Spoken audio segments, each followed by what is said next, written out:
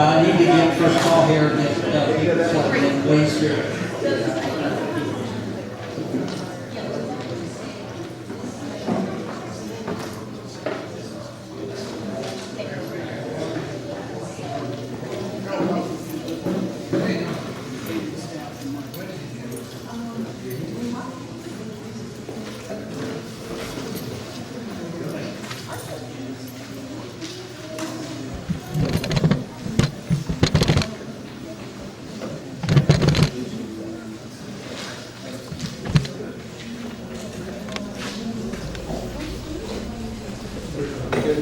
Yes, please.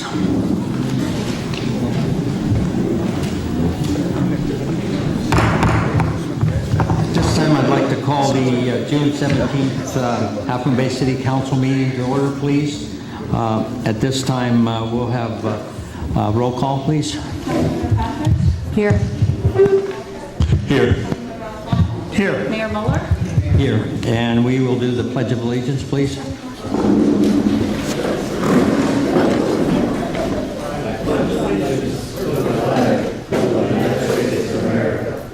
To the republic for which it stands, one nation, under God, indivisible, with liberty and justice for all.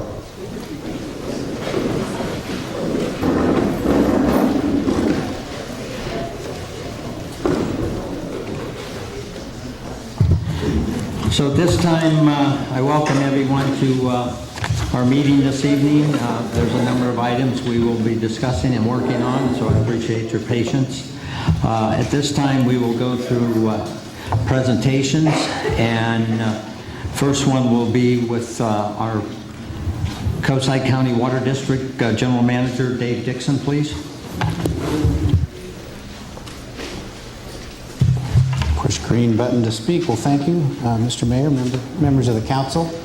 I really appreciate the staff and your city manager putting me at the top of the agenda. I want to tell you very briefly about a bridge problem we have. Dave, may I ask you to pull that up a little bit? Thank you. A bridge problem, well, it's actually a pipeline problem. You see on your handout and on the screen up there a picture of a section of our Main Street pipeline that goes over the Main Street Bridge. It's attached to the side of the bridge. On the next slide, you can see how it's attached. Well, anyway, it's on your handout. There we go. It's actually attached to the wall under the west sidewalk and is supported by the same brackets that hold up the sidewalk. This is a 60 or 70-year-old pipe. It's one of the original pipelines in Half Moon Bay. It's welded steel. It's past the end of its useful life. Its fellow pipes have failed and been replaced long ago. The district has replaced all of this pipeline with the exception of the section about 200 or 300 feet that goes over the Main Street Bridge. So coming right up to the north side of the bridge, we have a 16-inch pipeline, and then going south from the south end of the bridge, we have 16-inch pipeline. So we had always assumed that when the city built its new bridge or rehabilitated the bridge, that we would simply fasten a new section of pipeline to the bridge. We recognize that there's some uncertainty with regard to the bridge replacement or rehabilitation schedule, and we're very concerned about the integrity of this pipeline. It's really our main artery to everything south of Pilarcitos Creek. Without this pipe, we'd have very poor water service every place south of Pilarcitos Creek. So in the next slide on the back of the handout, you can see what we're proposing to do in order to get out of the way of whatever project the city contemplates. We're planning to cross the creek between the Menidas property and the cul-de-sac at the end of Purissima. We'll then go up Purissima to Mill and then up Mill and reconnect to the 16-inch on Main Street at Main Street.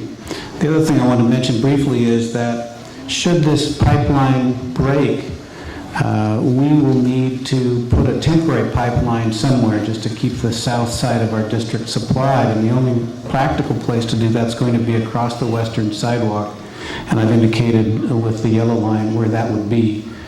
We may actually request the city's permission to put a temporary pipeline in place. We recognize that closing that western sidewalk, which I think would be necessary, is not going to be a very popular option. But it's really essential to the district's water supply that we maintain this link. You can see the western sidewalk here. There's really no way for us to repair or replace this pipeline in its current spot. We'd have to take, I'm not sure how they got it on there, but we'd have to basically disassemble the whole sidewalk and work over the side of the bridge and then rebuild the sidewalk, so it's not going to be very practical. So I just wanted to introduce this idea to you. I can answer any questions you might have. You'll be hearing more about it, and I thank you very much. Yes, Councilman Patridge? Dave, you got to punch yours off so we can get ours. Thanks. You just came up with the thing that I was concerned about, Dave, was the crossing of that pedestrian way on the west side. So you're going to actually lay your pipe on that sidewalk. Is that correct? Yes. So do you know approximately how long it would be before you would do your permanent pipeline? The board, the CCWD board at its last meeting approved a design contract for the new pipeline. And we'll be out there tomorrow morning with the geotech contractor. So it's going to move fairly quickly. Timing of the permits will be kind of uncertain. We don't think it'll be a complex environmental or permitting process, and I would expect that we could be building it we could be building the new pipeline by next summer. So with some luck in the permitting, we could have it completed by fall of 2015. So I believe next steps will be CCWD will be coming back to staff regarding their proposed plans. Is that correct, staff? Yes. Thank you. Thank you, Dave, and we will stand by. Thank you. Actually, I'm sorry, I do have one question through the mayor. I'm just curious, have you considered yet the approach to crossing the creek? Is it, are you going under, are you going over? Has it been discussed yet, or is it too soon? We're going to go under in the same way that we put the El Granada replacement pipeline under Frenchman's Creek. Involves digging a hole about 40 feet deep and then pushing the pipeline underneath the creek and then bringing it up and reconnecting it on the other side. Very good. No further questions. Thank you. At this time, we will move on to the future teen center here at Cox Center presentation, and I'm not sure who's making that presentation. It's going to be the Boys and Girls Club? Right, but I wasn't sure what member. It's Judith. Judith. Right. Yeah. Welcome. Thank you for having us. Oh, there you go. Good evening. Thank you for having us. So this is just to let you guys know a little bit of the progress that we're making with our teen center. As you see the phrase up there, it says creating positive agents of change. This was a phrase that we came up with at our last board retreat. I have with me today Kaylin Giacomino, our program director, who will help me with this presentation for you guys. Go ahead. Some of the teen programs and activities that we'll have will be focused on helping kids succeed in school, explore careers, find employment, stay healthy, pursue diverse interests, and most importantly, have fun. The TEDx Teen Center programs will include job training, job placement, mock interviews, basketball tournaments, open gym basketball, leadership programs, money management, mentee and mentor opportunities, teen nights, cooking, resume writing, college tours, volunteer and community service opportunities, college applications and financial aid assistance, SAT and ACT preparation, scholarships database with local scholarships, computers and online safety, teen staff positions, tutoring and peer tutoring, community resources, outreach sports with our soccer program, swim program, surf, and skateboarding. So as you see, we're looking to create more than a hangout place. We're actually looking to create a place where the teens can come and hang out, but also get resources and help with as they grow in their high school years and also move forward towards their college careers. So how are we going to make this happen? So the Teen Center project will be overseen by myself, the executive director of the Boys and Girls Club, the program director, Caitlin Giacomino. We have currently with us Laura, who has her master's in psychology, who is going to become our education director and will be in charge of helping the kids with their college applications and finding resources for financial aid and anything that has to do with college. We also have Ryan, who is our staff member currently. He helps us out when we need it, but as we move forward with the Teen Center, he'll be working with us. He is also a college graduate, so we have great qualified staff, and as we move forward, that's what we're looking for, staff that has been to college and has been through it so that they can help the kids. So the Teen Center hours will be a little different than what we currently have with the after-school program, because we understand teens are allowed to hang out for longer hours than middle school kids. It'll be a lot of trial and error, but our thought is to begin with 12 to 7. If you asked why 12, we are looking to work with the kids from Pillars Citos. We actually did meet with Rosh to try to figure out how summer work programs can help those kids earn some credits for graduation. And then the other important aspect that we have to the Teen Center is that it's open to all the teens. We want to make a differentiate between the high school age and the middle school age, so we put 14 and up, which means that some of the older, more mature middle school kids can come to the Teen Center, but it's mainly geared towards the older high school kids or the older community teens that we have here in Half Moon Bay and the coast side. We do have an optional membership, so we're hoping that anybody that will come in will want to become a member of the club so that we can better service them and have greater follow-up with them so that we can offer more help. But the door is open to anyone that would like to come in and be a part of our Teen Center. So this is a little bit of the layout that we're planning. As you see, I don't know if you guys have had a chance to peek, but we removed a lot of walls. We're looking for a lot of open space. And Caitlin can tell us a little bit more about what the color areas mean and what they're going to be. So the areas highlighted in the orange, when they first walk in the door, that will be the greeting reception desk. In the orange area is where the hangout area, pool table, art, game center, foosball, and DJ station will take place. The blue area is the computer studying tutoring room. This room is also important to note that during non-teen hours, this room can be turned into a closed door meeting room. Also, it can be a multi-use facility. The green area on the map is the Parks and Recreation shared office space.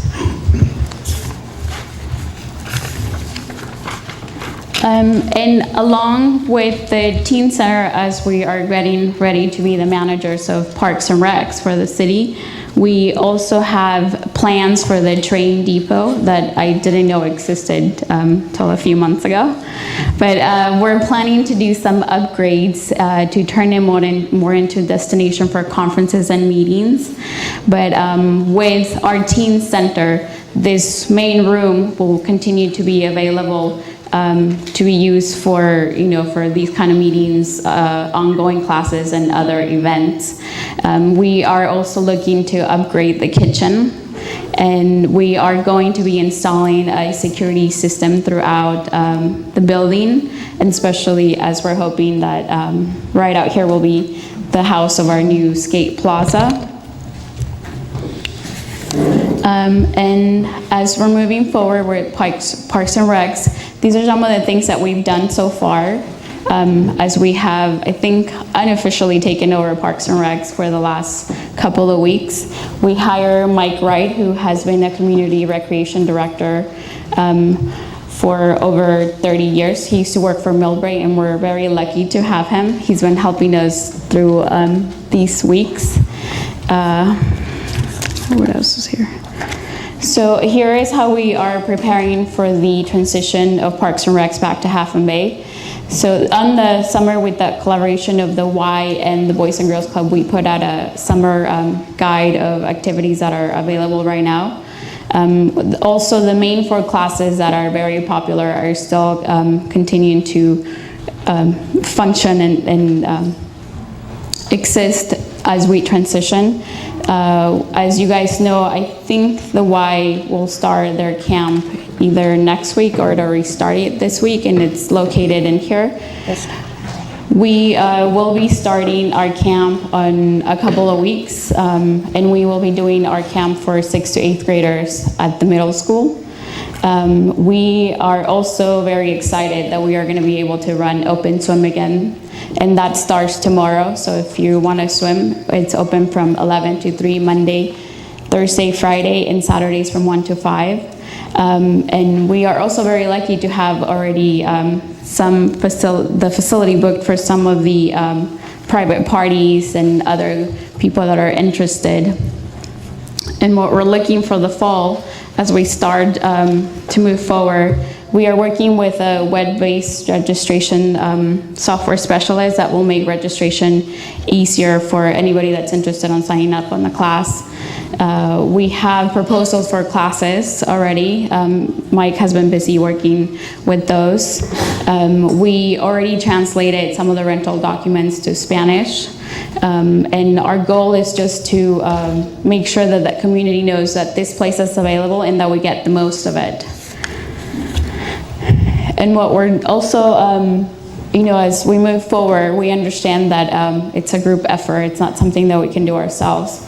So we have already received proposals from CCP to have some classes oriented towards moms in the morning and early education for the younger kids. The Y has also sent us a proposal for fitness adult classes in the morning hours and nights.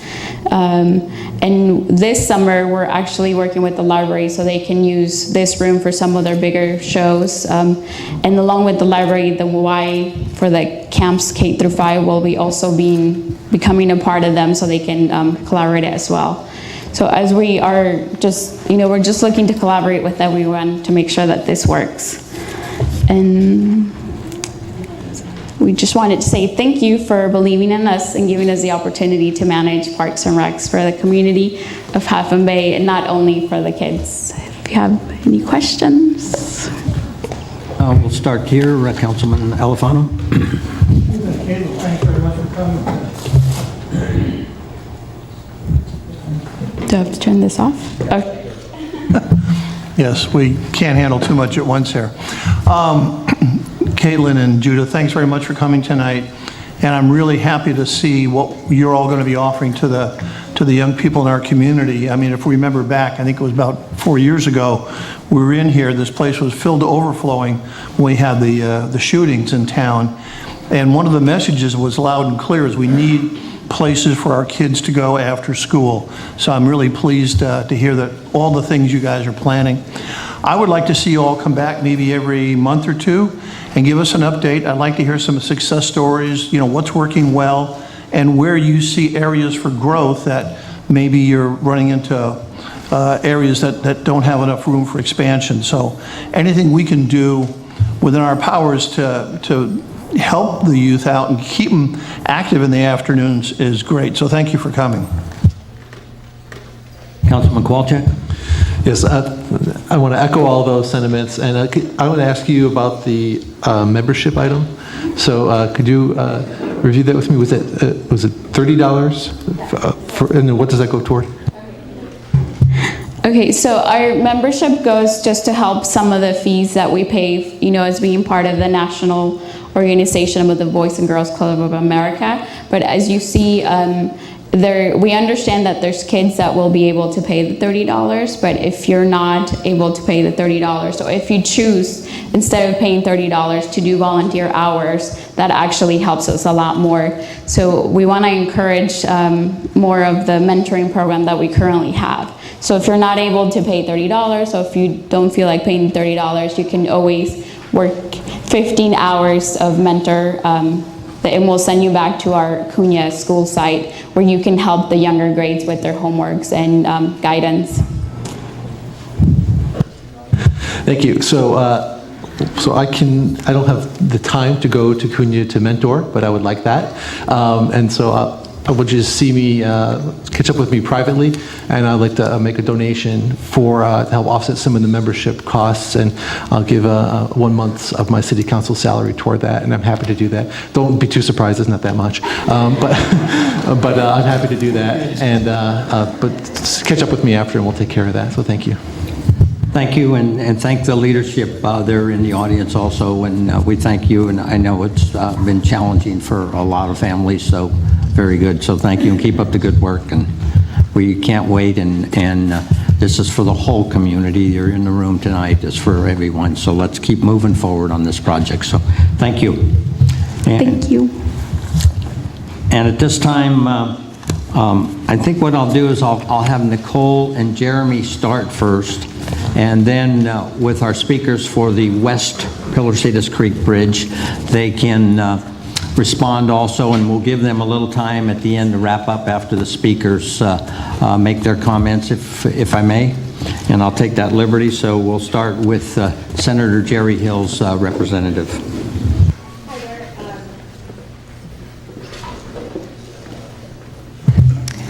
Thank you. Hi there, I'm Nicole Fernandez. I'm a senior field representative in Senator Jerry Hill's office. I am here to address the item about the Pilarcitos Creek Bridge. On behalf of Senator Hill, he wanted to thank everybody within Half Moon Bay and outside Half Moon Bay for contacting our office and Assemblymember Gordon's office about the broken bridge. As you may know, Parks had been in touch with our office indicating that they would be sending a representative to provide an update to the city concerning the repair of the Pilarcitos Creek Bridge. Unfortunately, that representative, Parks rescinded that offer, and they decided that they would rather send a representative after the report has come out, which we expect in a few weeks to a month. So I just wanted to come here tonight to thank the community for their feedback. Senator Hill understands what an important role that the Pilarcitos Creek Bridge plays on the coastal trail and here in Half Moon Bay. I wanted to share that repair of the Pilarcitos Creek Bridge is a priority project for Parks, and it is part of a $40 million package in the state budget that was approved by the California State Legislature on Sunday. Senator Hill is committed to seeing the Pilar Citos Creek Bridge restored in some capacity, and we welcome any feedback or thoughts that the community may have. You can contact us on via our website at senate.ca.gov/hill, or you can email me personally at nicole.fernandez@scn.ca.gov, or call us at 650-212-3313. Thank you. Thank you, Jeremy, and then we'll have the other speakers come forward, please.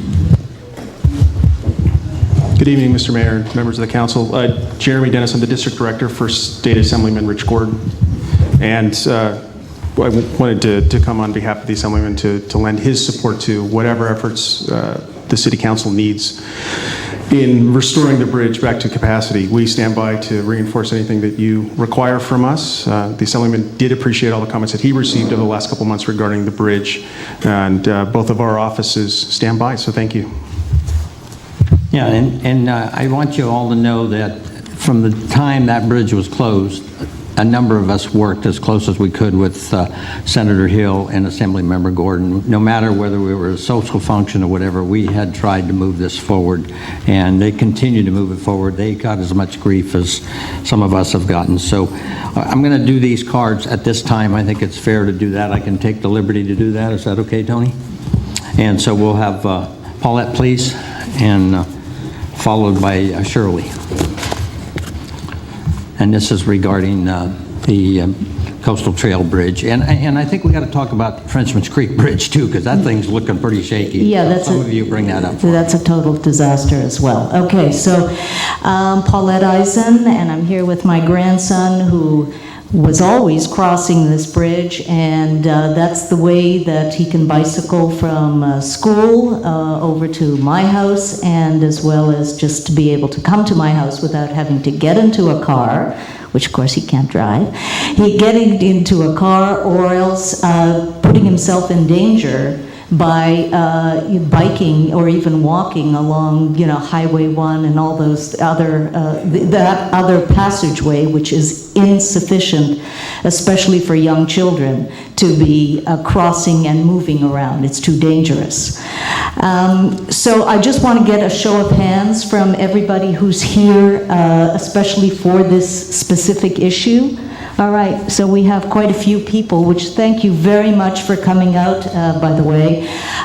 Very disappointed that the Parks and Rec person didn't come. I'm sorry that none of the offices here or from the state or anything could not move at least a representative to even show up and say, what we have found out by walking down at the bridge is that they have cleared underneath the bridge, they said, in order to get engineers to be able to make an assessment of what's going on there. So at least to have somebody come out and say, hey, we're working on it, we've taken step 1, here's where we'll take step 2. I mean, it's pretty disappointing when all these people have shown up and we can't get anybody to be here when they said they're going to be here. So that's something I'd like to see more effort from anybody who knows people in the Parks and Rec department to get them to be more responsive to this community. Thanks. Thank you. Shirley, please. Is she in the room here? That one? Yes. Holly. That'll be followed by Walter Sessions.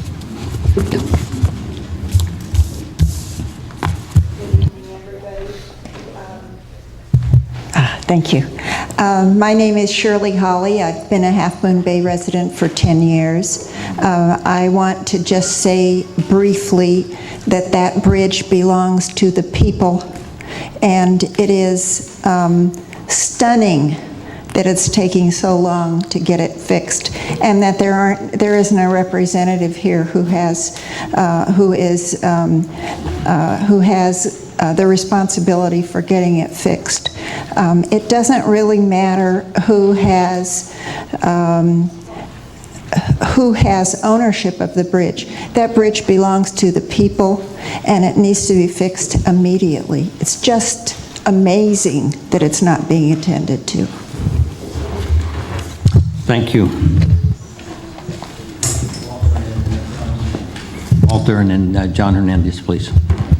Hi, I'm Walter Sensing. I live at 439 Kehoe here in Half Moon Bay, and I first would like to thank the City Council for their efforts in trying to get the proper attention to deal with this issue, and I very much appreciate that. We'll make sure that's on the record. Yeah. We need a little humor, I think, at times. As it should be. I likewise am disappointed that State Parks couldn't have someone here tonight, even if they didn't have the engineering reports available to them. They could be here to listen to our concerns and to get a feel for what the community here is missing by not having this vital link restored for us. As Paulette and Shirley had mentioned, it's tragic that at this day and time we can't have these matters attended to of so much importance to us in a timely manner, and at least have somebody step up and take some responsibility for it. I am appreciative of Nicole and Jeremy and Senator Hill and Assemblymember Gordon having rallied behind this issue as well. We need their support, and I appreciate their being here tonight to let us know that they're here for us. Both of Hill and Gordon had responded to our emails, and I'm appreciative of that as well. One thing I would like to mention is I've looked at the bridge, as many of us have, and I've even illegally crossed it, I guess you might say. It seems to me that there should be some way to restore some functionality here in the interim. I suspect that it's not going to be fixed immediately. That would be my guess. There are permitting activities that have to take place. The funding has to get in place, the bidding, all that stuff. Nothing's going to happen quickly, no doubt. 3 months have already transpired since the failure. But it seems to me that there could be some type of interim measure, at least, to get this link opened again. And the Sweetwater Bridge is, in addition to this bridge, is the next thing to be a problem. And both of the bridges need to be addressed as soon as possible. Thank you. Thank you. John Hernandez, please, and then Brian Holt will be the last one on this item. John Hernandez. When my name was put on the bridge over Pelositas Creek in 1994, I thought it would last longer than I would. I have contacted state parks every year or two for the last 10 years, trying to get them to repair the bridge as well as the one over Frenchman's Creek. I am disappointed that their inactivity has resulted in the failure of two key links in the California Coastal Trail. I was hoping that a representative would be here, but again, no show. Thank you. Thank you, and let's hope that name stays on there for many, many years to come. And you too. Brian, please. Good evening, Mayor Mueller, City Council. My name is Brian Holt. I'm a resident of 472 Myrtle in our Arleta Park neighborhood. Also a representative on your General Plan Advisory Committee. And I happen to work in the parks field, work for one of our regional park agencies here. So I have a fair amount of experience with state parks and with their process. I think the one message that I hope we can all leave with is that this is the one bridge issue on the coast side that we can all agree on. This bridge needs to be fixed, and it's not just a recreation issue. This is an important tourism destination for folks from San Francisco, from over the hill, from all over. So this trail and this bridge is important to the coastside economy. And it's also, as mentioned before, an important community connector. So one of the things I take great pleasure in when I talk to my friends who live over the hill and they complain about traffic in town is I say, I don't always notice it. Because I hop on my bike, I ride on the coastal trail, I can get down to the harbor, I can get to my friends' houses in different neighborhoods.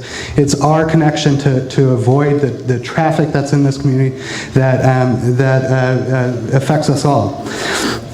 So with that, I'd just like to urge in strongest terms that the city, the county, the state, Mid-Peninsula Regional Open Space District, whoever potentially on the coast side has an interest in parks, trails, outdoor recreation economy, to get together and find a solution, an interim solution and a permanent solution that will fund and repair the maintenance of that bridge and make sure that it operates in perpetuity. And just to, I guess, defend state parks a little bit, you know, they're operating at a budget that's similar to what it was in the early 1980s. So as a community, as citizens of California, we all need to make sure that we're supporting our parks, that they're properly funded. We can't just build a bridge and not provide funds to maintain it. So I hope the message goes up to the state that these are important assets to our community. They're recreational assets, they're economic assets, and they're really central to our quality of life, and we need to support them. Thank you. Thank you. Would you like to conclude comments, Jeremy or Nicole? Otherwise, we will move on, but I'm sure you're hearing it loud and clear, and so I'll we are, and conclude. It's a pleasure to actually be able to come out and hear them firsthand, and we have received emails and responded to them regarding this matter, and as I said in our comments, and I know that speaking for Nicole and Senator Hill, that we're going to do everything that we can to make sure that this moves along as quickly as possible. So we're available for anything you need. Thank you. And I think that concludes this item. I believe with the number of items we have this evening, we will pass over this year-end in review. I know there's a lot of positives we wanted to share with the community, but at this time, I think we better move forward because we do have a lot of people, and patience is very important to all of us right now. So I'll move on to my mayor's announcements. I'll be very brief. The only one I have is on June 19th, coming up, I guess, Thursday night, at 5:30, the ribbon cutting at Odyssey outside here on Miramontes and Main Street. I was always joking about the big pole out there that there was going to be like New Jersey where the diving horse was going to jump in the swimming pool, but I guess not. So that'll be opening up there. Does anyone else have comments for coming up here activities? Tomorrow night at Cameron's Coastside Hope, we'll be having their annual barbecue. So encourage everybody to go. Okay, if not, we will move on to report out a closed session. City Attorney. Yes, thank you, Mayor Mueller, members of the City Council. There were two items on this evening's closed session agenda. The first was a performance review of the City Attorney's Office. There was no reportable action on that item. The second was a discussion of the City Manager recruitment process and status, and there's no reportable action on that item either. So that concludes my report. Thank you. And there's some empty chairs now, so our guests are more than welcome to come forward and sit down if you'd like. Families with children, you're more than welcome to come forward and sit down. We will move on to City Council reports, and we'll start with Council Member Alfano. Thank you, Mayor Mueller.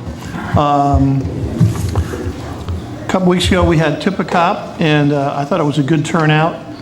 The interesting part is the next day, Officer Sanchez shows up delivering all the things we bid on. So it's amazing the amount of community spirit goes here and the amount of effort that Deputy Sanchez and the other police officers put into this. And I'm hoping it came out well. I think it did. And I hope we can do even better next year.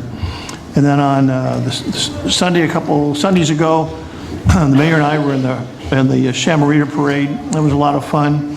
And I think we had probably the best weather that we've ever had for that parade in history. And then we had the government affairs meeting at the chamber, very interesting. A lot of good discussions there.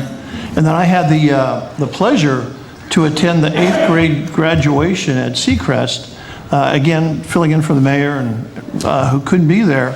and to give the $100 award to Taylor George. We know her, she's really a great kid.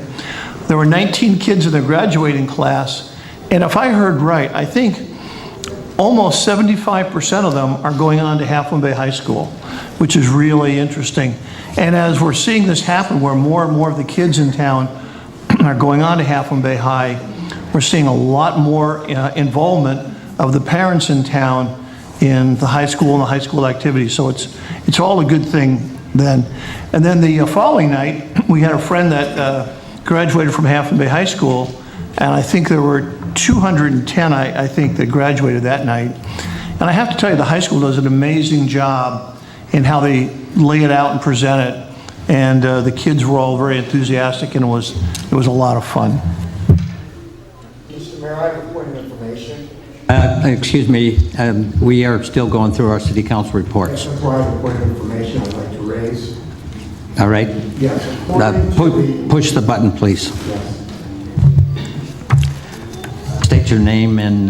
My name is Jonathan Melrod, and I am co-counsel with Arnaldo Casillas for the Serrano family, who recently lost their daughter, Yanira. And I raise as a point of order under the Brown Act. It's section 54954.1. It's within the authority of this body, when there's an emergency situation, to raise an item on the agenda. And I feel that there's many people who came out here to talk about what happened on June 3rd to Yanira, and to just proceed with the business without allowing them to speak. There's children, there's kids who have to be home. I would like to ask you to invoke this provision of the Brown Act, and by a majority vote of the council, allow that item to be addressed at this time. Thank you. City Attorney, would you respond, please?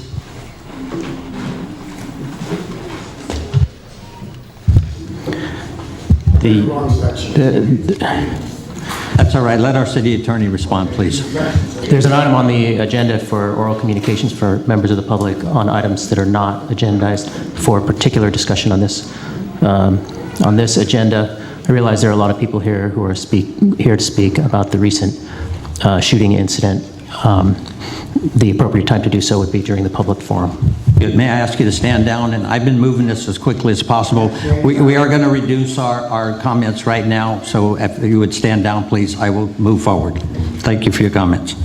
So at this time, what we'll do is we will move to public forum, and then we will come back to city manager's report. And I have a lengthy report to give on the work we've all been doing, but out of fairness, I will let the public speak, and I would hope you will stay and listen to my comments and the work a number of us have been doing for the last 10 days in this difficult situation.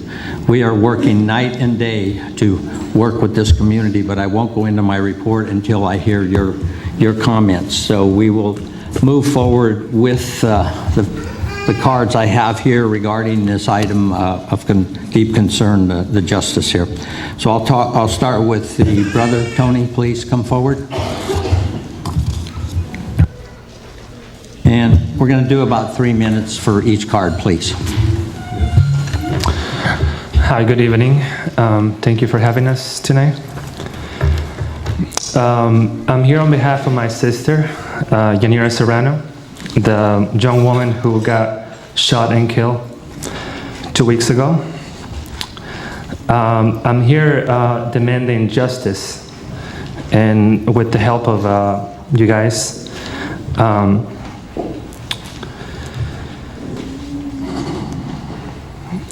basically I'm asking for criminal investigation, a transparent criminal investigation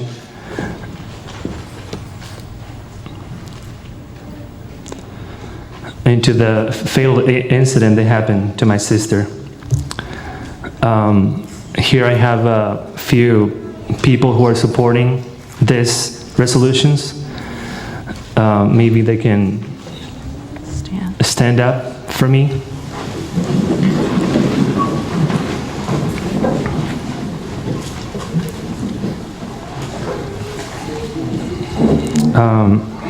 it's really overwhelming what is happening to the family.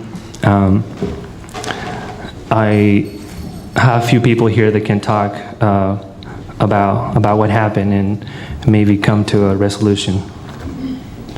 Thank you. Thank you. Our thoughts are with you. Next card. I believe it's Dialma Morales. Is that correct?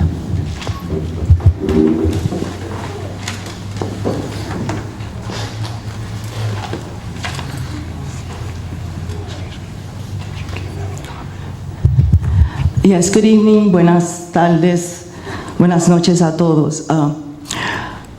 I'm part of an organization called Stop Mass Incarceration, Police Brutality, Repression, and the Criminalization of a Whole Generation. And I'm speaking here today in support of this community, in support of Yanira's family, also demanding justice, transparency. The problem is, we've been going to communities like Santa Rosa, to Salinas, San Francisco, where this rash of killings at the hands of the police have been going on for a long time, and people are demanding justice, but once it comes to investigations, there isn't that transparency, and we've seen over and over again that justice has not been found. So, you know, I'm here to show there is support, to let the community here know this is not just a Half Moon Bay issue, but it is happening all over, and it has to stop. Quiero decir rápidamente, soy con el grupo Alto a la Encarcelación de Masa, los asesinatos policiales, la represión y la criminalización de una generación. Estamos aquí en apoyo a la familia y a la comunidad, pero quiero también que se den cuenta que esos problemas están pasando en muchas comunidades. Hemos ido a Santa Rosa, hemos ido a Salinas, en San Francisco, en Pacífica. Eso está ocurriendo una y otra vez con jóvenes afroamericanos, jóvenes latinos, y tenemos que tomar la posición que esto tiene que parar. Y vemos muchas veces que muchas de las investigaciones no son transparentes, no son justas, y los resultados no son lo que estamos exigiendo, ¿verdad? Así que aquí solamente quiero decir que estamos aquí de apoyo. Eso está pasando en todas partes, en California, en todos los Estados Unidos, ¿ok? Así que estamos aquí buscando unidad con todos. Gracias. Thank you. Next will be Luz. Luz, please. This, L-U-Z, Luz, yes.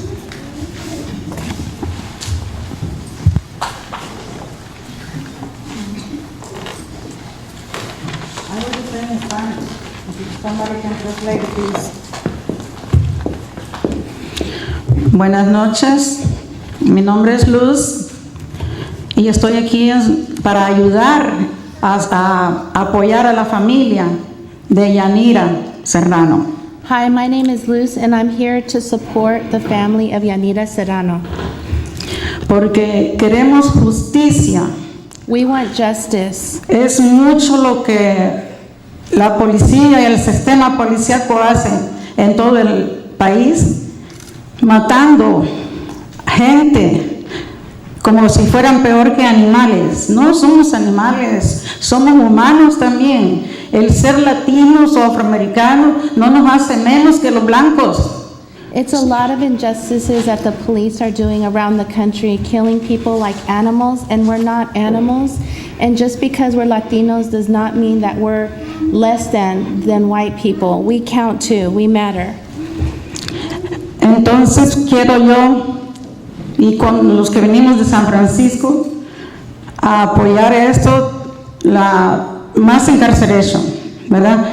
Los encarcelamientos masivos, la brutalidad policíaca, la represión policíaca, la opresión hacia las mujeres y las comunidades minoritarias y las discriminaciones. We want to stop the discrimination, the mass incarceration, the abuse that our women are suffering, and the abuse of our people. And we come here in solidarity from San Francisco. Queremos justicia. We want justice. Estamos aquí reclamando justicia, que sea transparente la ley. We want transparent justice, that the law will be transparent. Porque lo que hacen con los policías, dicen, sí, lo vamos a enjuiciar, pero lo que hacen es cambiarlos a otro estado, otra ciudad y con goce de sueldo. Y si los suspenden, también con goce de sueldo.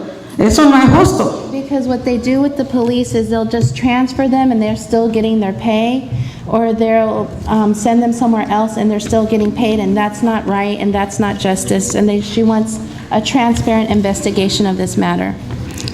Se supone que este país hay igualdad, ¿verdad?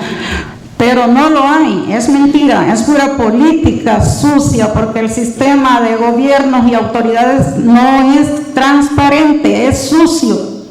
Supposedly this country is supposed to be a just country based on equality, but it's not equal. It's not equal, it's dirty, it's politics, and it's full of cover-ups. Entonces, por favor, les pido que hagan justicia al policía que mató a esta niña. Please give justice and investigate the police that killed this little girl. Porque ya no vamos a llamar a la policía para que nos proteja, sino para que nos mate. ¿Quién nos va a proteger? Se supone que la policía, la autoridad es para proteger a la ciudadanía. Now we're not going to call the police anymore because we're scared that they're going to kill us, and we thought that the police were here to protect us. Now who do we call? Thank you. Gracias.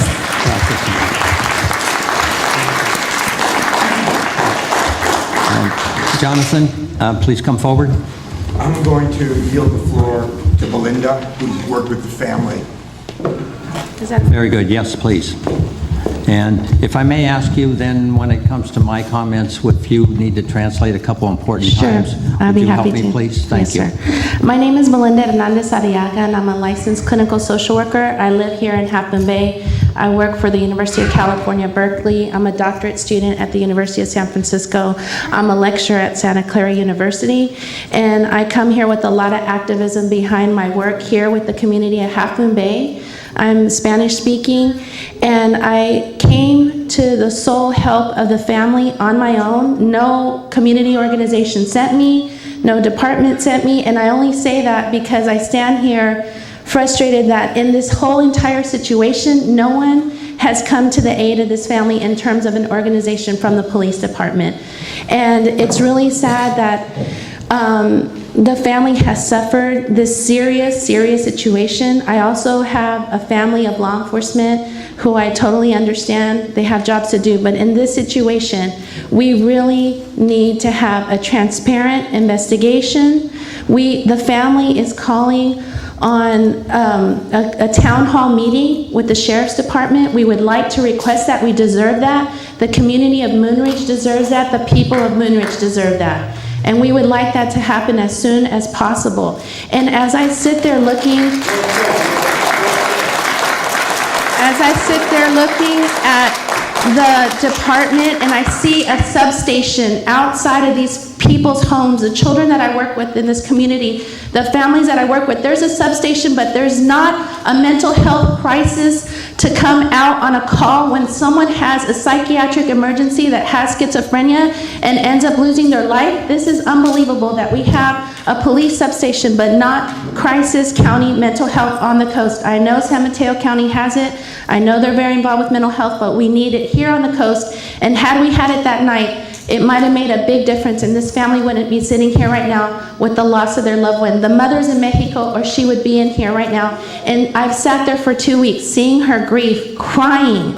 And I'm a mom too, and I know you are parents too. And today it's Yanira, tomorrow it might be one of your relatives, it might be one of our relatives here. My father-in-law has schizophrenia. He's passed now. But I know what it is to see a family go through that. Every day, my clients that I work with, I know that they require medication, treatment, psychiatric support, counseling, and we need to give this Latino community the justice that they deserve by calling on a town hall meeting, responding to them with the sheriff, and literally taking apart this case by case and examining it with the justice that it deserves and giving it time. And we ask you, Mayor and Board, City Council, that you really take this case seriously. I think this is one of the first time you see this many Latino families here in this City Hall or in this building, and we're begging you today to please take action.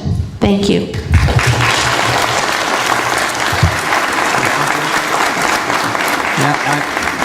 I have a number more cards, and then I will respond to a number of your questions as soon as I conclude these cards. And the next one will be, I want to say Alondra Rodriguez.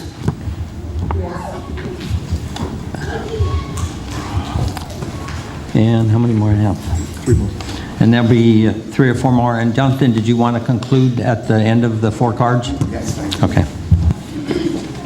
Hello, my name is Alondra Rodriguez. I'm here, I'm not only here for myself, I'm here for other youth of Half Moon Bay.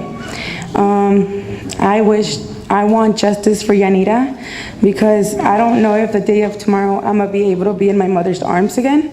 And I feel like Half Moon Bay needs more safety, and especially now that I will be going to Half Moon Bay High.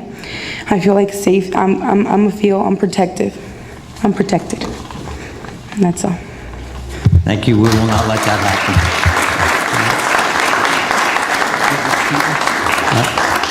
David Seaton, please. Okay. I think that I would like to kind of follow up on what she said, just encourage. I think anytime there's a crisis, the initial reaction is, out of concern, you tend to react to things. And I think you see it all the time that in retrospect, the best thing to do is to get out in front of situations. And I think that, a town hall, I think that it's an opportunity to take this and you guys, there's only so much you can do, but I think that that would go a long way in terms of opening up a dialogue and opening up some relationships. I know that, as a youth growing up here, somebody like Dennis Lubal was a huge influence on my life. And I hope that, there's a Latino on the sheriff's force right now that is going to step up and take on that leadership role in being a friend first and a cop second, because I think that at the end of the day, the effects from this aren't going to show up today or tomorrow or even 2 years from now. It's going to be 10 years from now. The young 8, 9, 10-year-old kids and what's going on with them. We need to embrace this as an opportunity and really, look ahead and look down the road and use this as an opportunity to unite our community and do whatever we can. And I think it's so unfortunate, but I would definitely encourage you guys to do whatever it is in your power to be a part of facilitating that dialogue. So thank you. Thank you.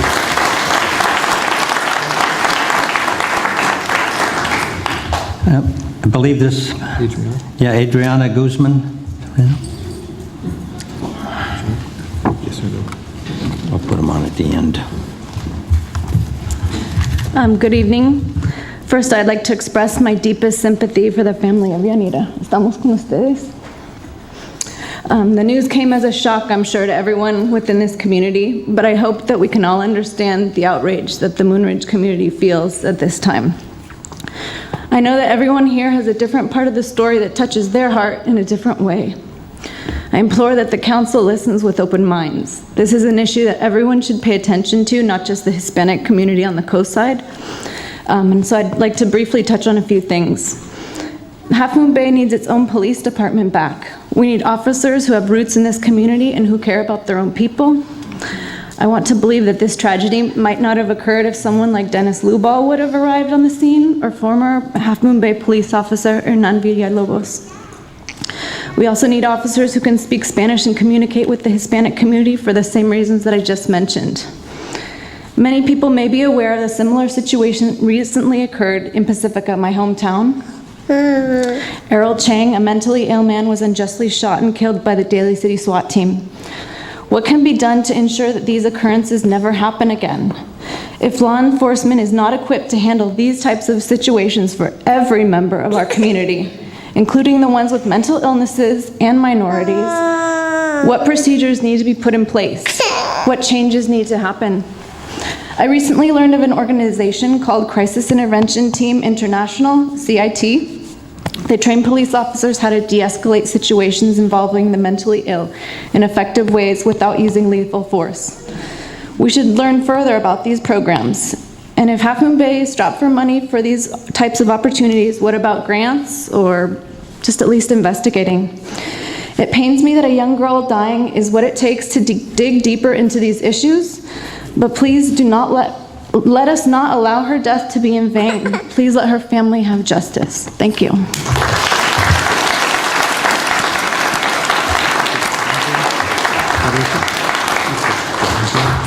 Yeah. You can help me with this one. Is it Dondre Heater? Yeah, Dondre. I'm not quite sure on the writing there. Bear with me, folks.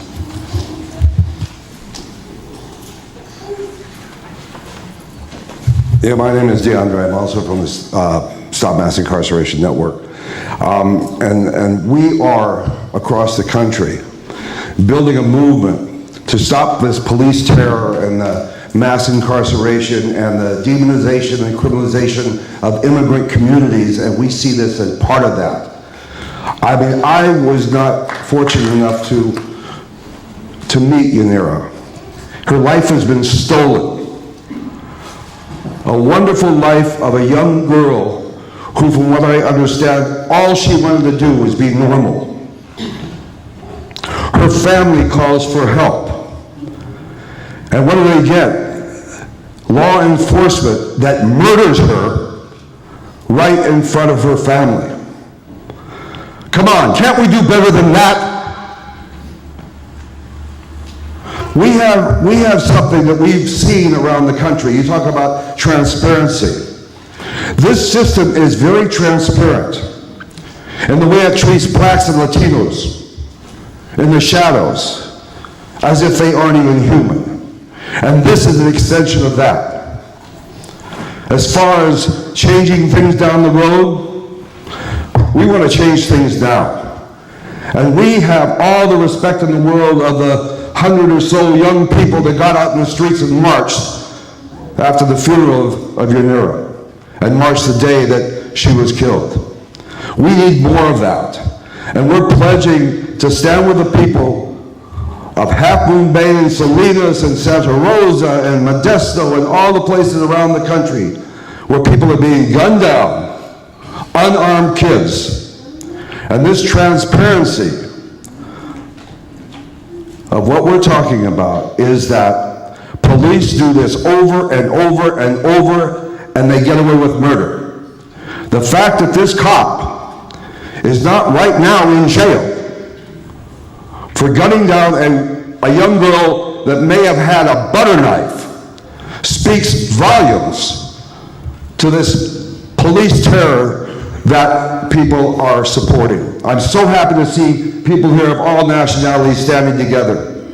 And come October, we want this community to be represented in a massive, massive action to stop police murder, the criminalization of immigrant communities, the mass incarceration, and we think the people here can make a big, big effect in doing that. One thing that we've learned is the role of the police is not to serve and protect the community. The role of the police is to serve and protect the system that rules over the community. And I hope the family of Yanira do not hear those cruel words that almost every family hears whose loved one has been killed by the police. Those words are justifiable homicide. Thank you.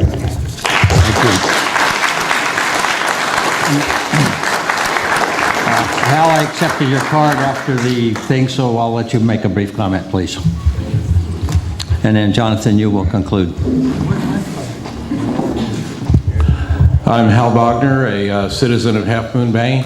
And when I came here, I came here to drop off some info about a different issue, but this is the only issue that I believe here I feel compelled to rise and speak to. Tremendous sympathy for Yanira's family. My wife was a poll worker who probably left Moonridge about 9 p.m. that night. And I like to think that had an 18-year-old girl with a knife with a 6-inch long blade caused her to feel any danger whatsoever, as a black belt in karate in her 60s, she would have handled it successfully and not been grievously harmed and not felt at risk of her own life. So what perplexes me here is the concept that a peace officer responds in a situation like that, which should be dealt with if he has somebody coming at him with a knife, with a nightstick or something, other than feeling, as the Sheriff's Department spokeswoman said, within 20 seconds of his arrival, that his life was in danger and that he had to act to protect his own life. It makes no sense to me. The calls for transparency in the process of the investigation, I agree with. I believe that day in, day out, more facts should be put in front of the public, and that, I had an interaction with this officer a week before. It was a perfectly fine interaction, no problems whatsoever. I have no idea what the actual situation was. What's been described doesn't make sense. And thinking about, the idea that, perhaps we have police who have, had too much stress. Perhaps we have police who've had initial training in military combat situations where, an enemy combatant is quite different than a citizen. And, the idea of going from a kill or be killed situation to I've agreed to risk my safety as a peace officer, as a law enforcement officer, to protect others, even from themselves. I'd like to see these issues and the training that our law enforcement receive, brought out into open discussion and where it needs to be addressed, Thank you. Thank you. And we'll have a final speaker. Alice, a friend of the family, asked if she could be the final speaker, so I'll let her be the final speaker. Okay, you're welcome to come forward, and then this will conclude until my remarks after. Thank you, council members. Thank you for leaving space for this really important issue. I wasn't going to speak, but I just am moved to have to speak to this because, I've been able to accompany an amazing family. And it is too much for a mother and a father and a brother to bear to lose their family member. And it's too much for all of us to bear. All of us are responsible in this. So I'm calling on you to use the maximum amount of your responsibility, and all of us as a community to come together, because this is just unacceptable. So I want to say, I've been amazed at the strength of Tony and him coming forward. He's an incredibly intelligent person and kind person, and what he keeps on saying is, we don't want this to happen again. So that is what we're left with now that we can't go back. And so some of the resolutions that the community has called on are the following. That June 3rd, the day of Yanira's death, be proclaimed in Half Moon Bay Yanira Serrano Garcia's Memorial Day, to remind us that we are all responsible and we need to provide greater support networks around this. And then that the Half Moon Bay City Council hereby calls upon the San Mateo County District Attorney, Steve Wagstaff, to immediately, thoroughly, and with all appropriate transparency, oversight, commence a criminal investigation into the June 3rd officer-involved fatal incident.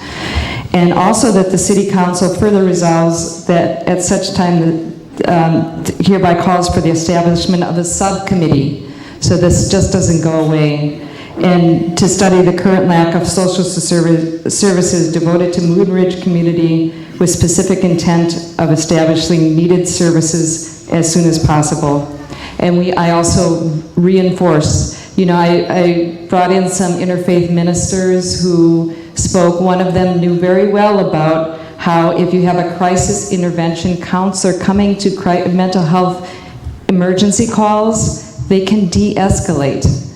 What is the first thing that's going to happen if someone's in crisis and they see the sheriff come in?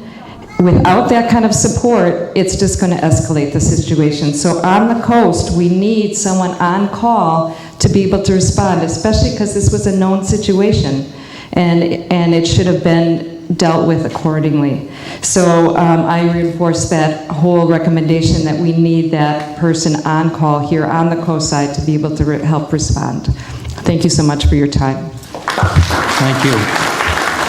And now, may I ask you to come forward, and if I may thank all of you and our deepest sympathy for this situation here. But Él está extendiendo sus gracias por estar aquí hoy noche.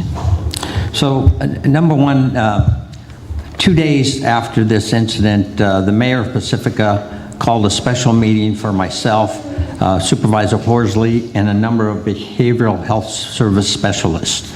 So that was on June 10th.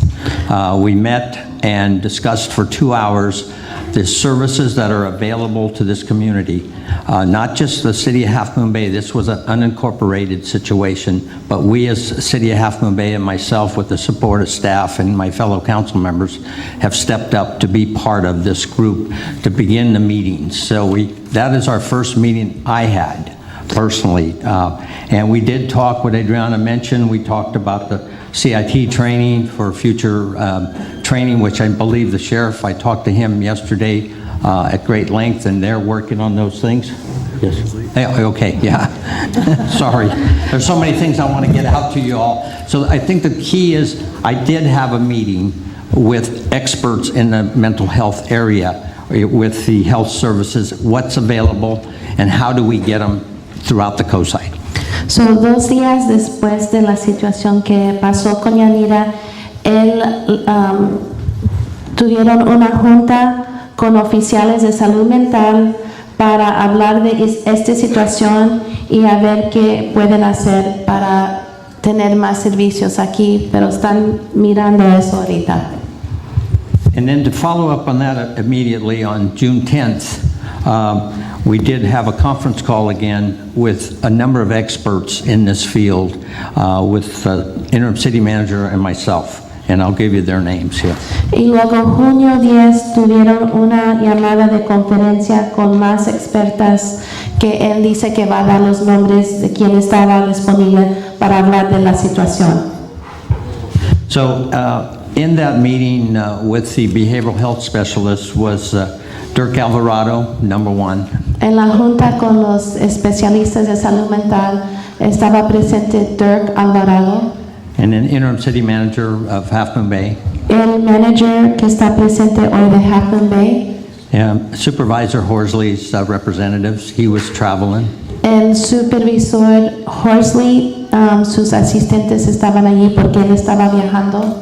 And our Lieutenant Coastside Muncie with a representative Spanish speaking from the Sheriff's Office. Y el oficial Mansi con una traductor que estaba allí del departamento de sheriff. And then Mid-Peninsula Family Services. Y el departamento de Mid-Peninsula Servicios de Familias estaba allí también representados. And Juan, who represents Moonridge. Y el director Juan, que está encargado de Moonridge, estaba allí también. And the coordinator of this whole group that we were in discussion for a couple hours on a conference call was the Peninsula Conflict Resolution Center, who are experts and independent party that work on conflict resolutions and how we bring things back together. Y hay una organización que se llama Peninsula Conflict Resolution, que ellos son independientes, pero están tratando de coordinar cómo pueden ayudar a ellos para resolver y hablar de toda esta situación.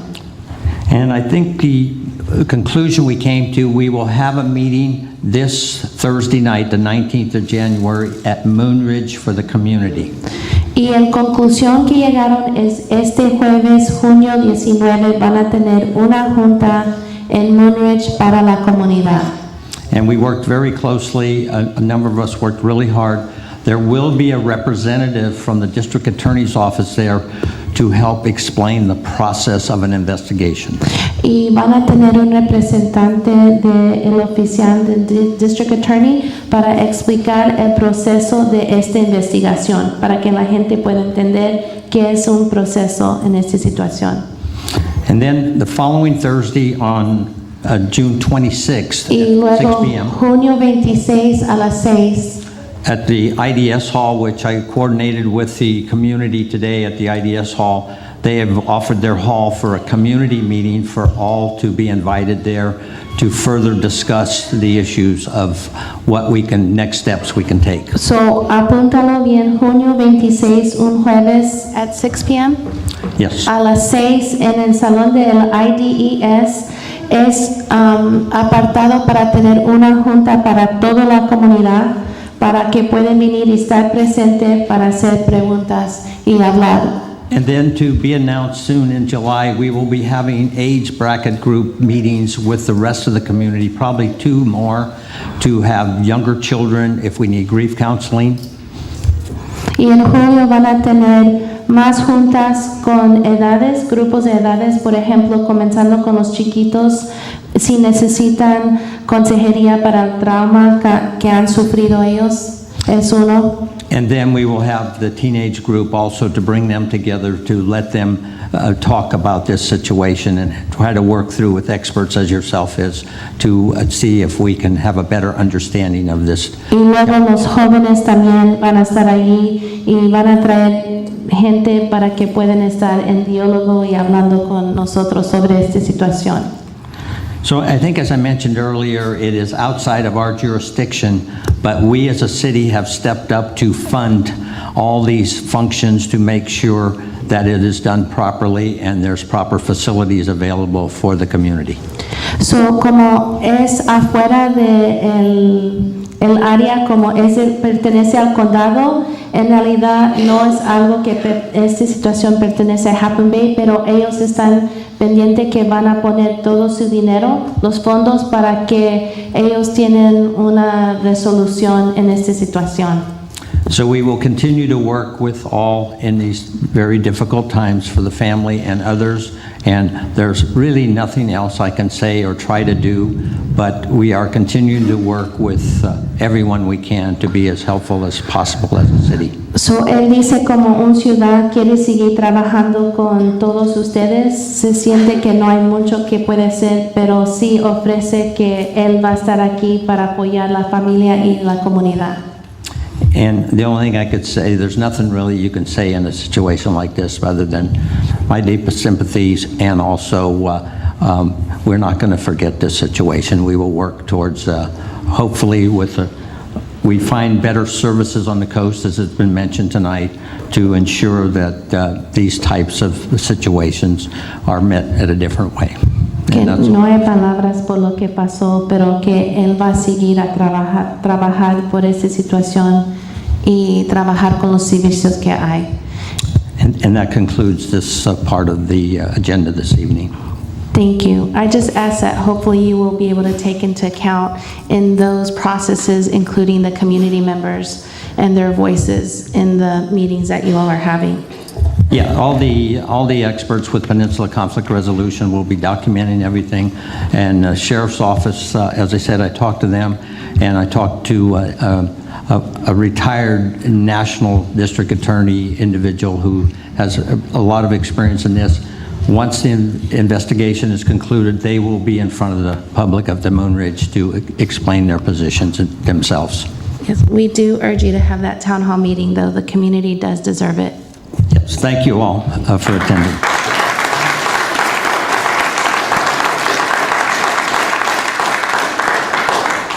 So at this time, I will go to, I believe we've skipped the city manager's updates, but I think we better go back to that and then we will go to public forum.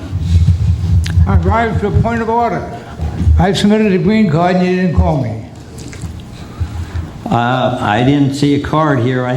We have not got to the, excuse me, sir, We have not got to the public forum. I have you in the public forum card. All right. Yep, we didn't forget you. I thought it was... So at this time, city managers report, and we will let the room ease up.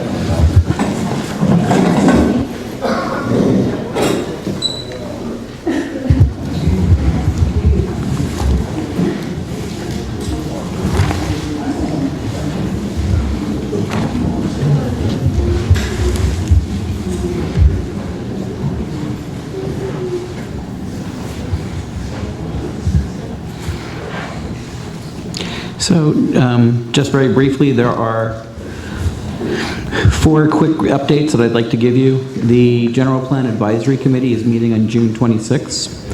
We are having a MacDutra Park Business Roundtable meeting on June 29th to talk about the improvements at MacDutra Park and working with the downtown business owners with that.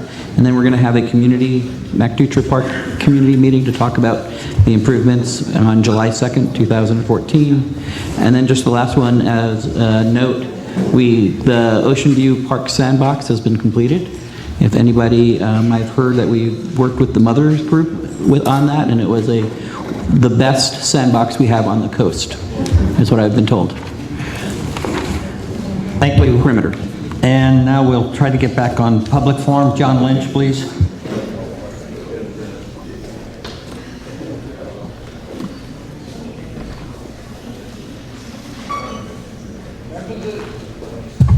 Members of the City Council, I have a very easy request for you tonight to uphold.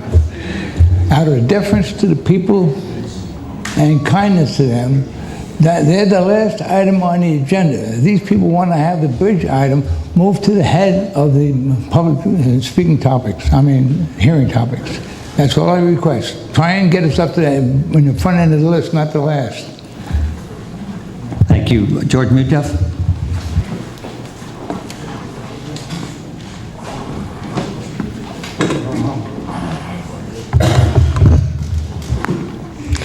Good evening.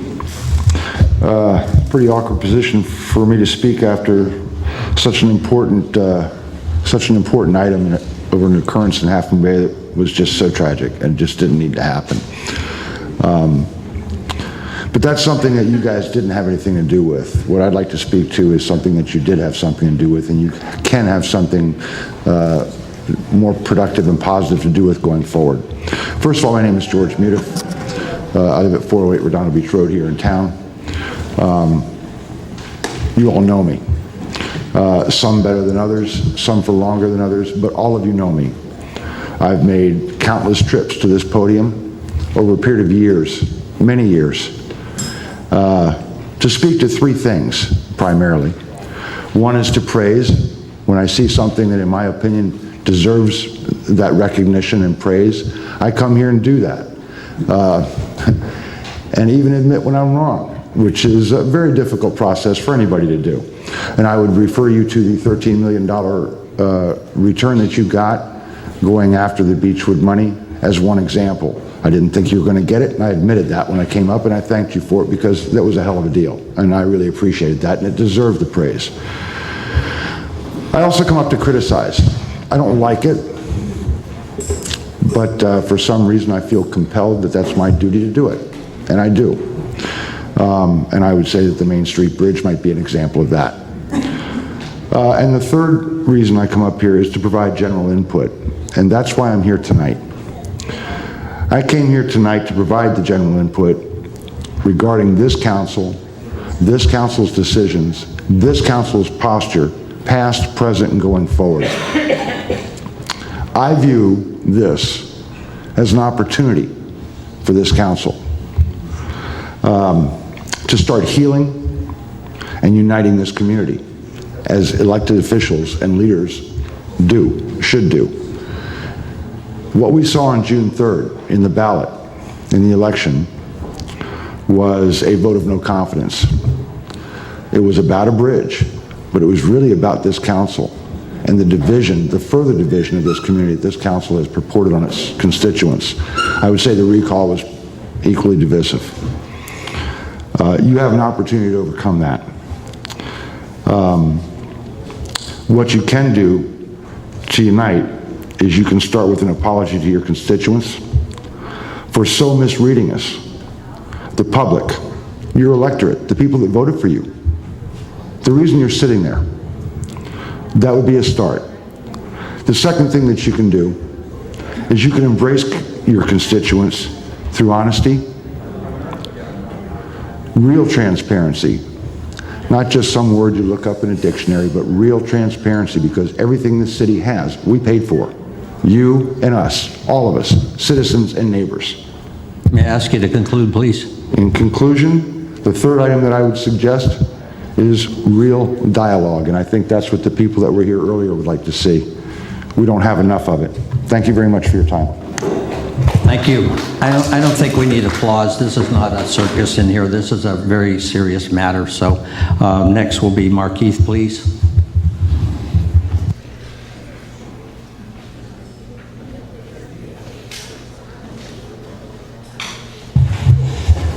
First of all, thank you so much for all that you do in our community and the way you serve. A lot of heavy hearts here tonight. And what I have to say kind of pales in comparison. I feel like maybe I should say something sometime down the road, but in a sense though, there's some brokenness that we experience in our community, in this world that we live in, and that's just going to happen. Mistakes are made, even incredibly tragic mistakes, and it is so important that we respond the correct way, because that's what really defines a human being. That's what defines our city. That's what defines us, is not that we're not going to make a mistake, because we will make mistakes, but what happens beyond that is so critically important for such a time as this. And I was one of the proponents of Measure F, and I was certainly happy that it passed, but I was also struggled with a feeling of I was troubled. I was troubled because I'm a very trusting person, and I knew that something kind of had gone wrong, and I remembered thinking that night that that I wanted to be part of some kind of resolution, and I'm hoping that the city will reach out to the community with regards to the Main Street Bridge, and that we can work together. I want to be a part of that project, whatever it may look like, that we could come together and we can come up with solutions. And whether it's a community group that works with the council and the city employees, I'm not sure what that looks like, but I'm hoping that we can work I caution you, Mark, this is an agenda item, so go careful there. Okay. Yeah, I have reconciliation that's heavy on my heart.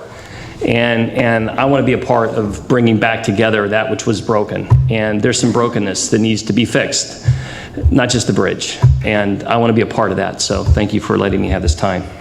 Thank you for that. At this time, I have no further cards on public forum, and we will move on to the consent calendar, items 1 through 8.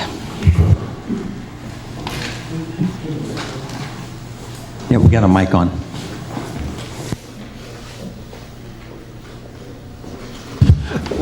So I'd like to make a comment on the item. Should I make the motion and then the comment, or how do you want that? Yeah, we can make a motion and then a second and then comments. Okay. I move to approve consent calendar items 1 through 8. Second. Comments, please? Yeah, comment is on item number 8, which is moving forward with the architectural services for Mac Dutra Plaza. And this is an item that came up, a topic that came up a year and a half ago, and it's been on our minds for a while. We've been discussing it for a while, and I'm thrilled to see it move forward. I am aware there are some concerns, if any sort of project like this, and I know we'll handle them well, everything from making sure there's access to restroom facilities during any project. But I'm just thrilled to see this go forward for the community, whereas several years ago, we were facing a dire financial situation, and now we're facing a situation we can make really tangible improvements to the community. So I'm thrilled to see it there, and I'm really happy to see this item going forward so we can continue this work. Further comments? Okay, we'll call for the question, please, on the consent calendar, items 1 through 8. Yes. Yes. Yes. And thank you for the team on this past item for the architectural services and construction documents, so thank you. And we will move on to item 9. Yes, sir. Well, the request is, the request was made to move the bridge item up, and I don't know that would that be any problem. I'm assuming we're talking about number 13, the last item. I don't know if 12 and 13 have to be in order, or if we could do 13 first.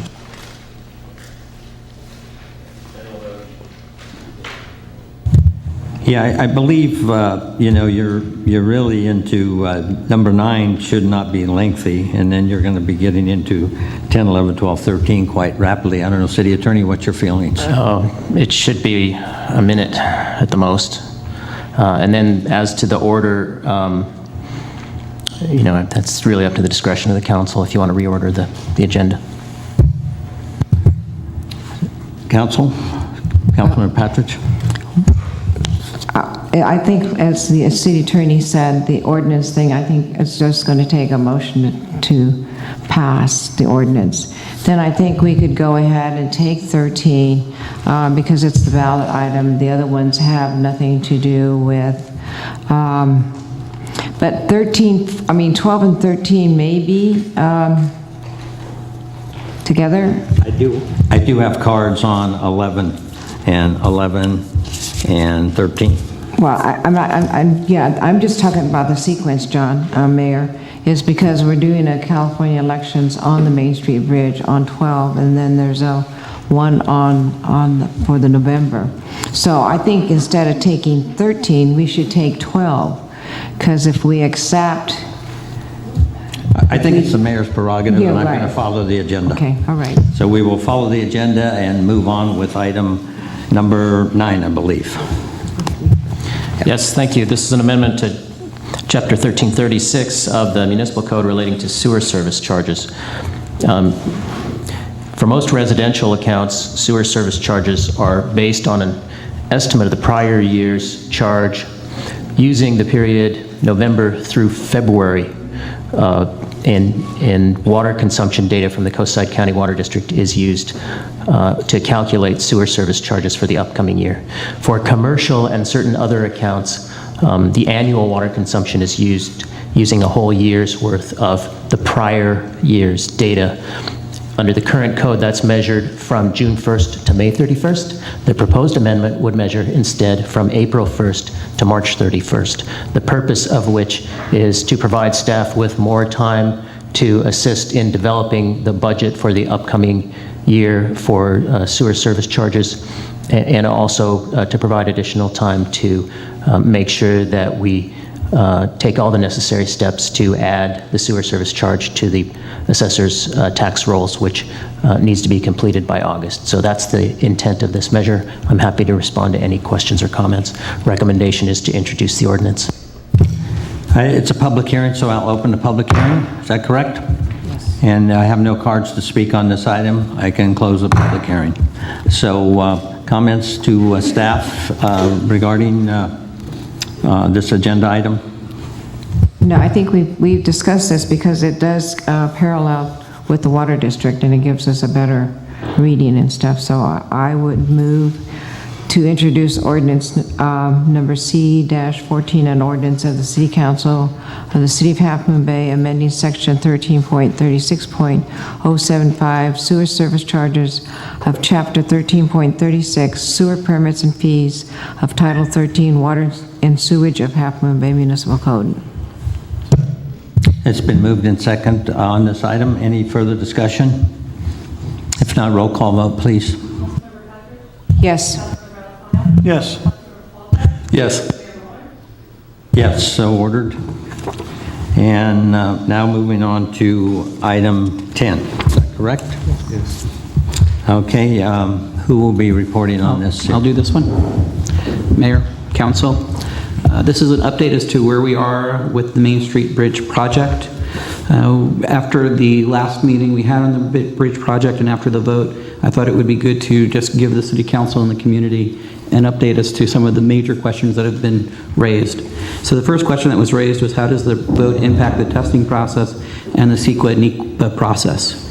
And at this time, we're still bringing forward the testing process, as we talked about at the last meeting, where we needed to, for the CEQA and NEPA process, to test the bridge structurally. We're having that item on the agenda tonight. It was delayed from other meetings, as we had talked about, due to waiting for Caltrans to give their final comments on that. So that will be before you tonight. The next question is, what is the status of the grant? And at this time, we're still unsure. We're still working with Caltrans to determine the final status of the existing grant. The other question was, can other grants be used to make the bridge safe? The answer to that is, until we have a project in hand, Caltrans cannot answer that question for us, and nor could other agencies. So we're still waiting until we have the final project determined. Does the community of Half Moon Bay have a greater liability now? That was a question that has been raised, and the answer is we have the same liability that we had prior to the vote on the bridge. Nothing has changed. We're still moving forward as we had anticipated with trying to fix the deficiencies that we know about. Another question that was raised was, what has the city paid out to date of the bridge project? As of the time that I wrote the staff report, we had paid out about $270,000, not including staff time. Of this amount, we have been reimbursed $197,000. I think there are some warrants on your list that had taken place prior to this meeting and prior to the election. I think we're in about the $320,000 range at this point. And if you look through your warrants, there are some warrants on this council agenda that was related to that happened earlier. And then the question is, how will the project be paid for in the future? At this point in time, we're anticipating that any additional cost that we'll have at this point going forward, until we know the ultimate design of the bridge or the status of grants, is that they would be coming out of the city of Half Moon Bay's revenues. We have budgeted $503,000 for this project to date. This is from various sources like gas tax and Measure A. So we'll be using those funds to pay for whatever elements that we need to do in the meantime.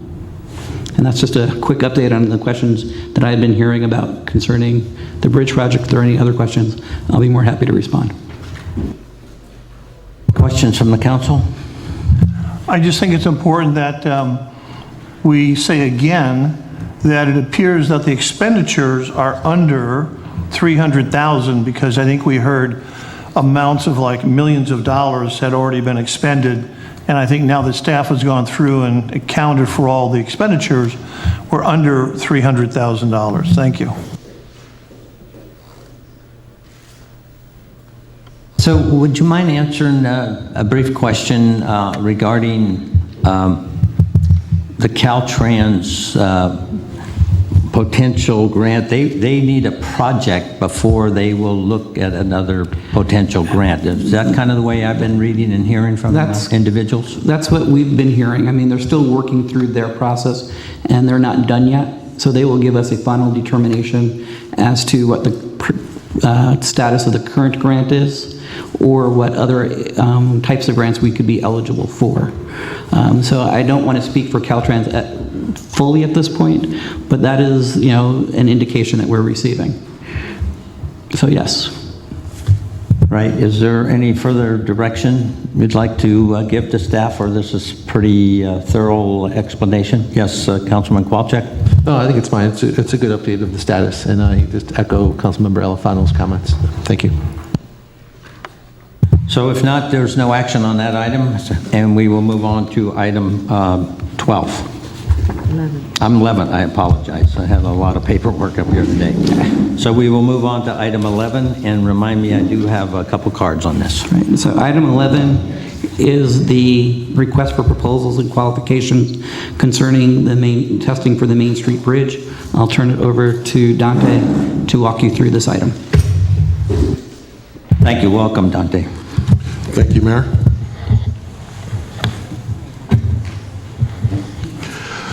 Mayor and members of the City Council will get the PowerPoint up and going in a second here.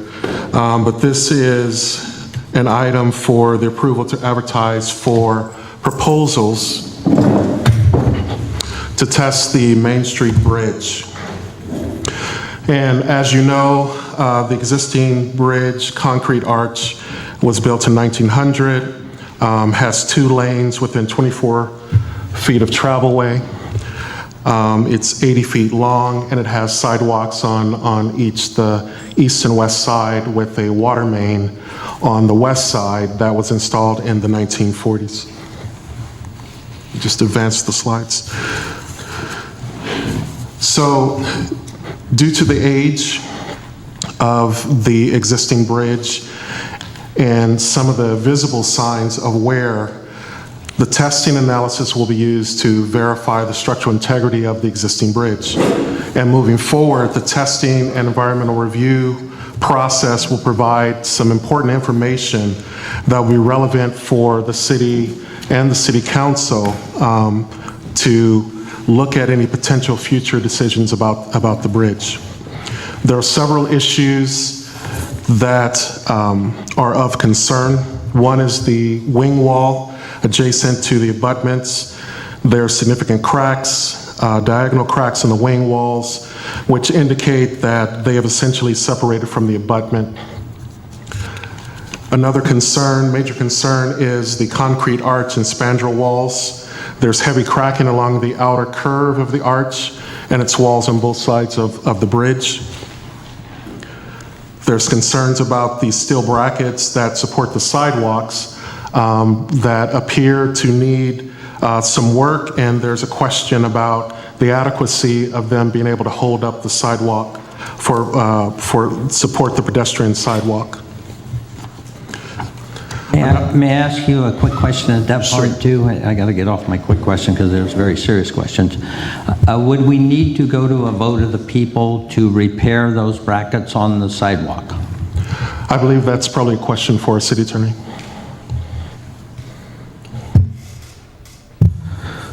The measure specifies that the bridge cannot be demolished or enlarged without a subsequent vote. I guess the question is whether complete replacement of the pathways would constitute a demolition under the wording of the measure. Unfortunately, I don't think the measure is crystal clear about that, but I would argue that replacement of existing pathways with those of similar design without altering the dimensions probably wouldn't run afoul of the restrictions of the measure, and so probably wouldn't need a vote. Thank you. Continue on, please.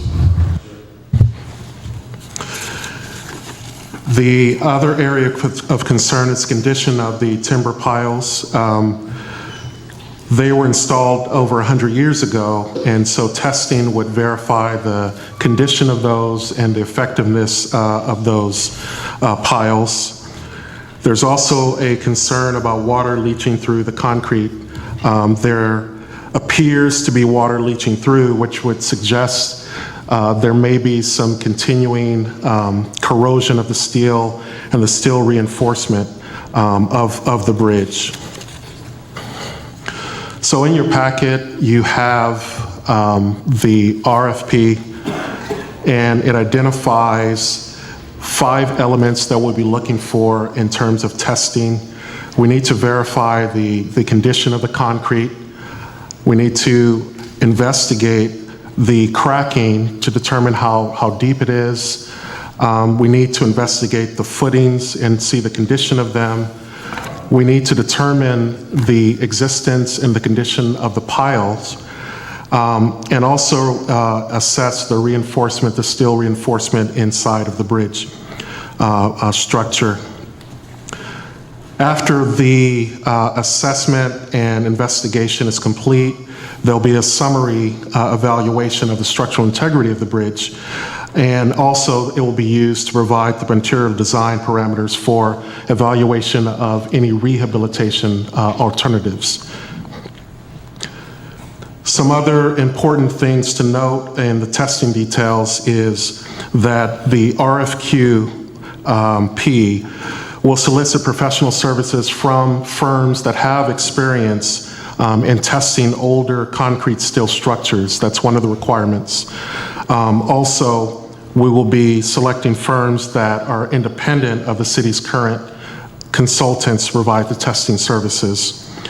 And the test analysis will provide information required for the structural rehabilitation phase that I talked about a little bit earlier. Once the exact cost of the analysis is known, we will return to the City Council to report that and ask for authorization to award a contract to a firm. And as the city manager mentioned earlier, the cost for the testing will be paid for through the city or by the city. So the next steps, as I mentioned, we'll evaluate the proposals, return to City Council.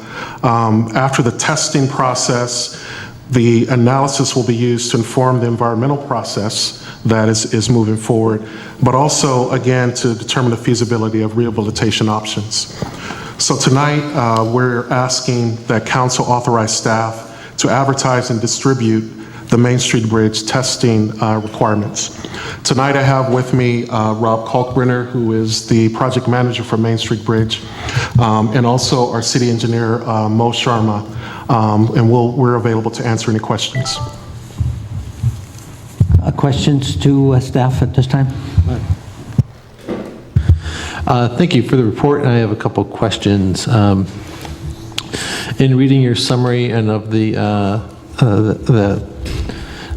approach to testing, the items that will be included in the testing, I want to verify that we have received, and this reflects input from Caltrans directly. Is that the case?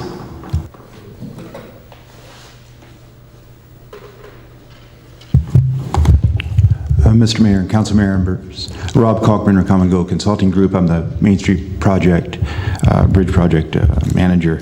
Yes, we have discussed this with Caltrans. They have reviewed the testing as we've laid it out. So they reviewed it, but did they provide input to it? And did they say, yes, this is the testing approach we would support?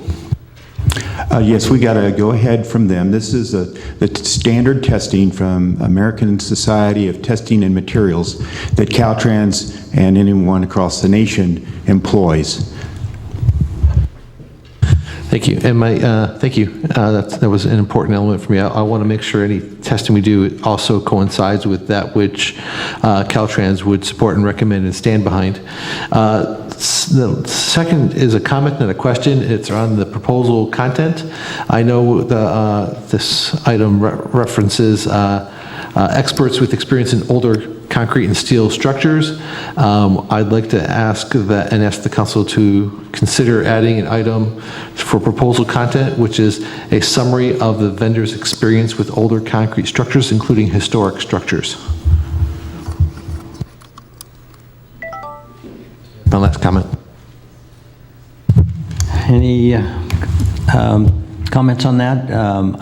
Can we have a common consent that we agree to Councilman Kowalczyk's add-on to this? Yeah, because we didn't have that before. We didn't have that before, so that way they have historical experiences. Okay, that's recorded, so thank you. Any further questions? Otherwise, we have cards here. And if there's no more comments from the council at this time, we'll call on the cards. The speakers first will be Jerry Steinberg, I believe, on item 11.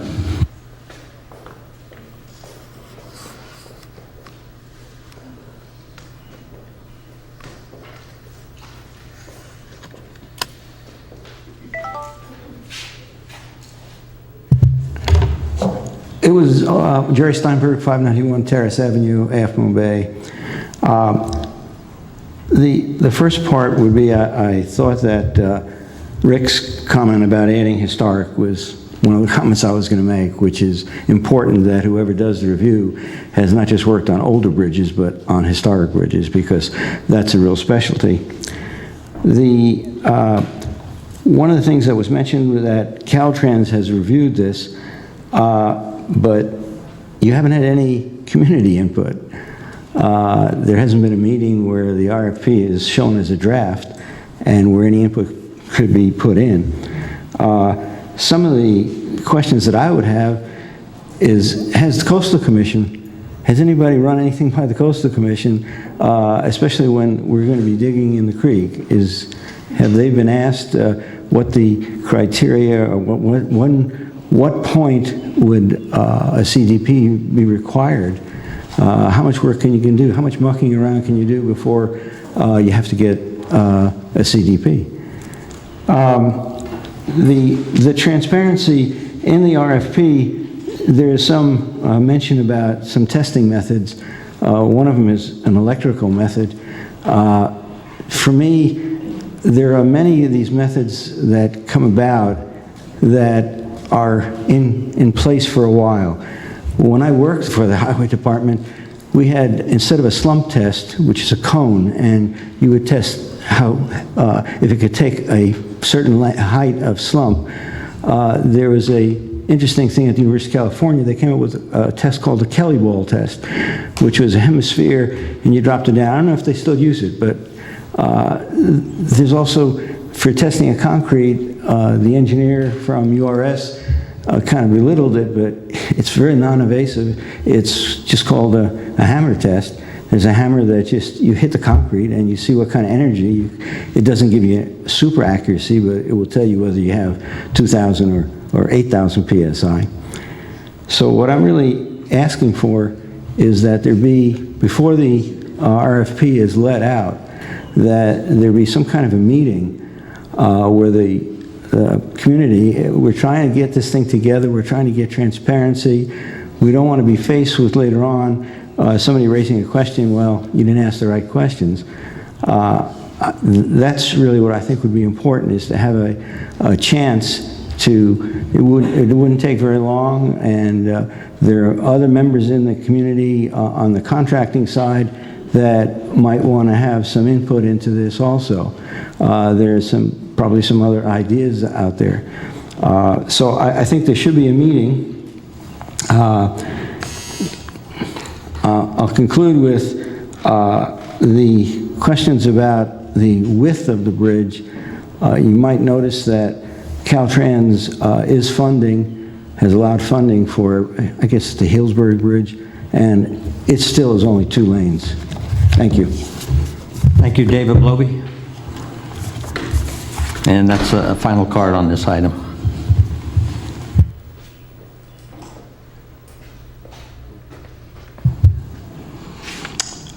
What an amazing night. 200 people, maybe 150 people. What a community. Unfortunately, and there's a message here, I think for you and for all of us, it took the failure of a bridge due to maintenance, a project that is in shambles because of a lack of maintenance, effectively, and the death of a young woman. If that doesn't speak to how important transparency is in our community, and what Jerry just said and what all the other people that came up here and spoke to you said, I don't know what does. Ironically, I was going to speak about transparency tonight, and the reason I'm speaking about the RFQP, is because there is no transparency in the process that you have laid out. And I'm not being critical of it, I'm making an observation. The reason we're here today is because your constituents, rightly or wrongly, believe that there was a complete lack of transparency and lack of ability to even be moderately informed about what was happening with the bridge until it was a done deal. You can prevent that from happening again by doing what you just did as the council 5 minutes ago when you added the wording to the resolution. To wit, add wording that well, the meeting I'll let you figure out with Jerry. Add wording that after the proposals after the closer date of the proposals has expired, the proposals will be on the city's website the next day or as soon as practicable afterwards with the bids, the bid amounts, and the specific proposals so that we can see what you're considering. So it's not happening in the background and we all show up in mid-September, whenever that meeting is, and get told this is what you're going to get. I have very deep concerns, as does Jerry, about some of the testing methodologies. There's no load rating or load testing specified to be done. You're analyzing all the parts of the bridge. You're analyzing my elbow, my hip, but you're not asking me what I can do. So there are concerns there in the community, and the way to head that off is to include the community in this process. The last thing I want to touch on, because I know Councilman Alfano and Kowalczyk don't want to be inaccurate in their statements, is the amount of money that was spent on this project. And I've taken a pretty close look at this. Mr. Schillinger is absolutely correct, $297,000 or $279,000. The key word is not counting staff time. The city attorney came to the council at the first meeting in December, 5 months into the fiscal year, requesting another $165,000 because he had already burned through $195,000 on the Main Street Bridge project, primarily. It's disingenuous to offer that we've only spent $279,000 on the bridge. That's what Caltrans is going to compensate us for. They're not going to compensate us for the money that was spent compensating Mr. Condati. Thank you very much for your time and your effort. Thank you. I have no further cards on this item. I'll bring it back to the council and staff. Any questions or comments to staff?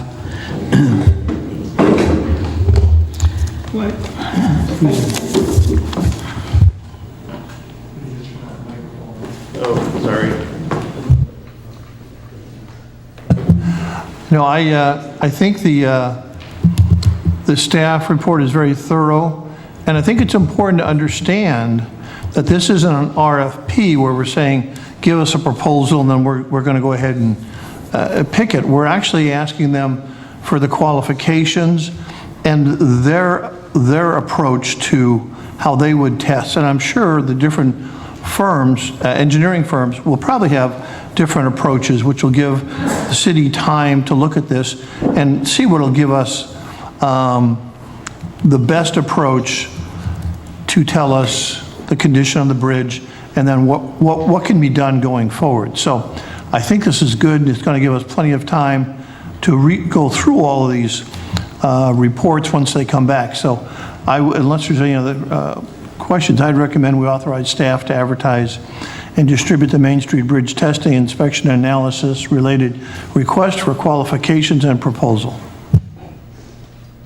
Second. Comments, please? Yeah, I have a comment. So my understanding is with this action, we'll put out a request for qualifications. At that point, that'll come back to us for review, and we will review them in a public forum. I know staff will make a recommendation, and those qualifications will come to us, and we'll be able to review them in a public forum, at which point our community will be able to view them, understand them, and provide comment through the standard public process. Is that correct? Yes, that would be what we would anticipate, that we would receive them, we would then, at a public council meeting, provide a recommendation. And further understand that these are requests for qualifications. This is not the specific strategy and approach to do the testing. And at that point, we would welcome comments from the public. And Jerry, I take your point to heart. I think it makes sense. And at that forum, I would welcome getting the hearing from you when we receive those requests for qualifications back. So thank you for your comments. And my comment is, there's a possibility there might not be any interest in testing the situation. There is always that possibility out there. And then we would have to come back and figure out next steps, what we can do. I think the key for me is that Caltrans is on board with this. I know it's a slow process, but at least it's a beginning. We haven't made any decisions, but we have stepped up to say we are willing to spend the money to look at this testing potential. Any other comments or questions? Just to clarify the process, what we would be requesting the City Council to do is to put out a request for qualifications and proposals. So we'd be receiving both the firm's qualifications and the method that they would anticipate testing coming back to us, all in one document. So that way the council could review the qualifications and review the different methods that the different firms would recommend. So you'd have both of them at one time. Yes, Councilman Kowalczyk. Dante, please. Unfortunately, I don't know what happened to our speaker system. We're now on a one red light at a time system, and it's not conducive for being interactive. And thank you, Siobhan. So which is also fine. I understand the difference, and it still will come back for public input. And I want that input. And at that point, we can give suggestions, revisions, refinements, and input to a subset of vendors or a single vendor and figure out how to move forward, again, reflecting Jerry's comments. So thank you. I'm fine with this. Any further comments, Dante? Just to clarify a couple of things. The RFQP does ask the firm to provide the thickness and compressive strength, the reinforcement. So it is more inclusive of what the actual strength of the bridge is included in the proposal. The other issue that came up was the issue about a CDP requirement. Yes, we have been talking to the Coastal Commission staff at a staff level about the testing, and we intend to adhere to any requirements related to the testing. One final question. Would the bridge be closed during any part of the testing process? We would know that once they bring back their qualifications and proposal? That's correct. Thank you. If not, at this time, we can have a motion. We have a second, so we can do all in favor? Aye. Aye, so ordered 4-0. Moving on to item 12.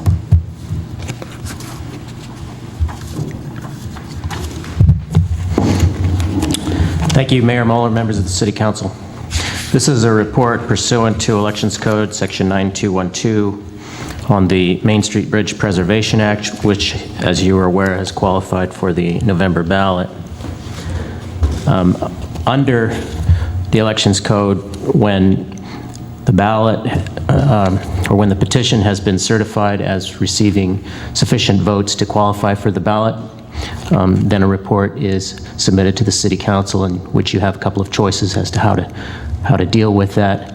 But the Elections Code also gives you the opportunity to request a staff report on the measure's effect. What will it be on, for instance, the fiscal impact, the internal consistency of the measure with existing planning documents like the general plan, local coastal program, etc. At the last meeting, it was staff's recommendation to ask the council to direct that this report be prepared. At the time, that was primarily because the two items that were on the November 3rd ballot that same evening as the council meeting, the votes hadn't been determined yet, and so there was considerable uncertainty about how one or both of those measures might affect this ballot measure. That uncertainty has been resolved. Measure F passed by a substantial majority vote, and so the remainder of this report is going to be very quick. Because the city manager, the interim city manager, has already given you a report on essentially what the effect of Measure F will be in terms of qualification for grant funding, limitations on the city's ability to demolish or replace the bridge. In my view, the Main Street Bridge Preservation Act really will have no additional effect beyond that which Measure F already provides for.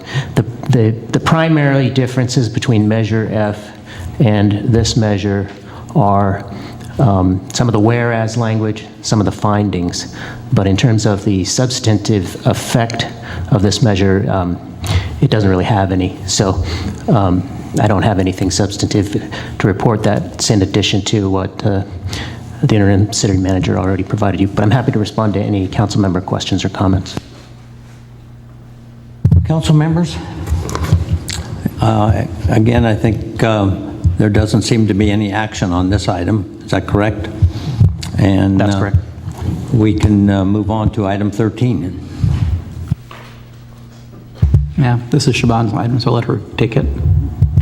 You need some. I need some help then, Shaban. Go for it. Uh-oh, okay. So I'm gonna try not to be too repetitive of the previous items, just a quick recap for the benefit of the public. On February 10th, the city received a notice of intent to circulate an initiative petition entitled the Main Street Bridge Preservation Act. And on April 16th, the initiative proponents submitted signed petitions. The County Elections Department verified signatures on these petitions. And at the June 3rd City Council meeting, staff brought to you a notice of sufficient petitions. And as the city attorney mentioned, you at that same meeting also asked staff to prepare a report regarding the effects of the initiative, the proposed initiative, and you just accepted that report. And so this evening, the city council can take one of two actions regarding this Main Street Preservation Act initiative petition. You may either adopt a resolution that would add the Main Street Bridge Preservation Act to the November 4th, 2014 election, or you can adopt the Main Street Bridge Preservation Act as an ordinance of the City of Half Moon Bay. The city attorney reviewed some of the differences in the two measures, and provided in your report this evening is a sample resolution and also the ordinance. And staff's recommendation is that you give us direction regarding which of these two options you'd like to pursue. And we are available to answer questions if you have any. Thank you, Council. We have a couple cards if you'd like to hear them, and then we will make comments. Yeah. So first one will be Harvey Rawback, please.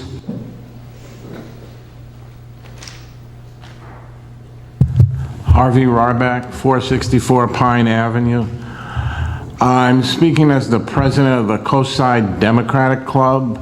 The board has authorized me to tell you that we highly, highly encourage the citizen initiative to be placed on the November ballot. We're a Democratic club with a capital D, but we believe in democracy with a small d. And I'm sure you're aware, more than twice as many people vote in the November election as in the June election. And council has said many times that they're interested in what the people have to say. Well, put it on the November ballot as a citizen initiative, and by the way, it's the only citizen initiative. Measures E and F were put on by the council. But if you respect the will of the people who have put this initiative together and worked hard to get the right number of signatures, we urge you to leave it on the ballot and let the citizens decide what is best for the community. Thank you. Thank you, Deborah Ruddick. That's the final card on this item.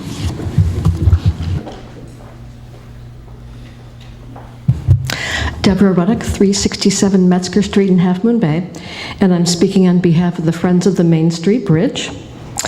And on behalf of our group and the voters of Half Moon Bay, we respectfully request that you adopt the Main Street Bridge Preservation Act as an ordinance of the City of Half Moon Bay. We're very sensitive to the concerns raised by Harvey Rawback and the Coastside Democrats. But after deliberation, we feel that there is such minimal difference between Measure F and the Citizens Initiative that we think it would be respectful and responding to the will of the voters by simply adopting it at this meeting and avoiding, additional conflict in November. So that would be our request. And I just want to thank the voters for taking the time to educate themselves about the measures on the ballot, as well as the initiative. Many people stopped and spoke with John Lynch, and others of us to ask, important questions about the effect of the measures, both on the city's finances, on the structures themselves. So it was really a breathtaking experience to see people engaging in their civic duty. We thank you, voters of Half Moon Bay. And again, I want to reiterate what David Ablovi and especially Mark Heath said tonight about how exhilarating this meeting was tonight. I can't remember a meeting like this in the city of Half Moon Bay, and I've been sitting where you're sitting. I think you have a wonderful opportunity to use these sorrowful circumstances to reach out to the Latino community and find ways to interact with them, even if they live in the county. Half Moon Bay has a sizable population of Latinos, and everybody is family and friends and citizens, so I think it would behoove us to reach out on a more regular basis and become friends and neighbors in our community. If I could have done a word cloud tonight, certainly transparency would have stood out very tall, and open minds. Listen to me, I heard a lot of things, but I think Mark Heath summed it up best, and that is, he said, I want to be a part of this process. And that's what transparency in government sort of boils down to. So I would take that message to heart and find a way to open yourselves up, open the process up, and have a real conversation. That's what we had tonight. It was kind of messy, but it was fun, it was exhilarating, and that's the real stuff of community and the real stuff of democracy. So let's work together. We want to be a part of your process, and thank you for hearing us tonight and having this on the agenda. Thank you for your comments. Council, want to discuss this a little bit more?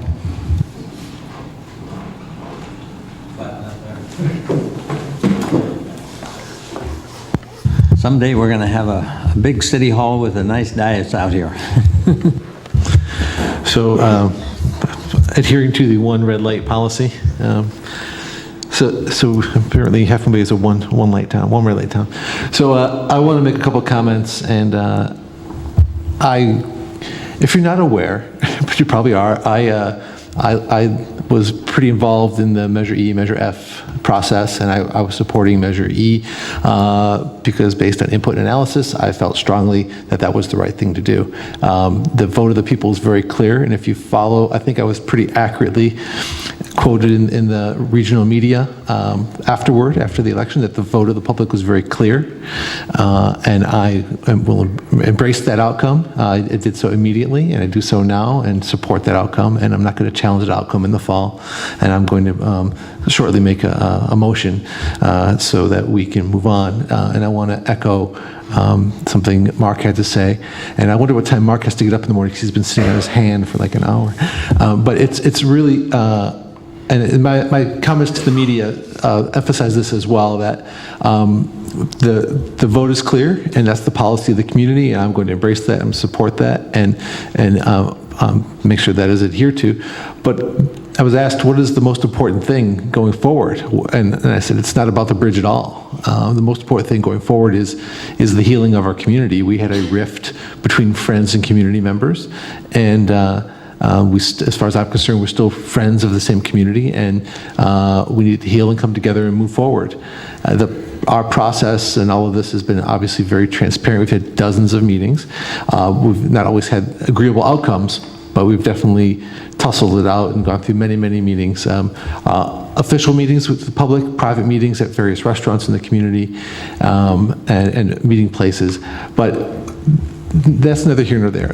Going forward, the most important thing is that we move forward together.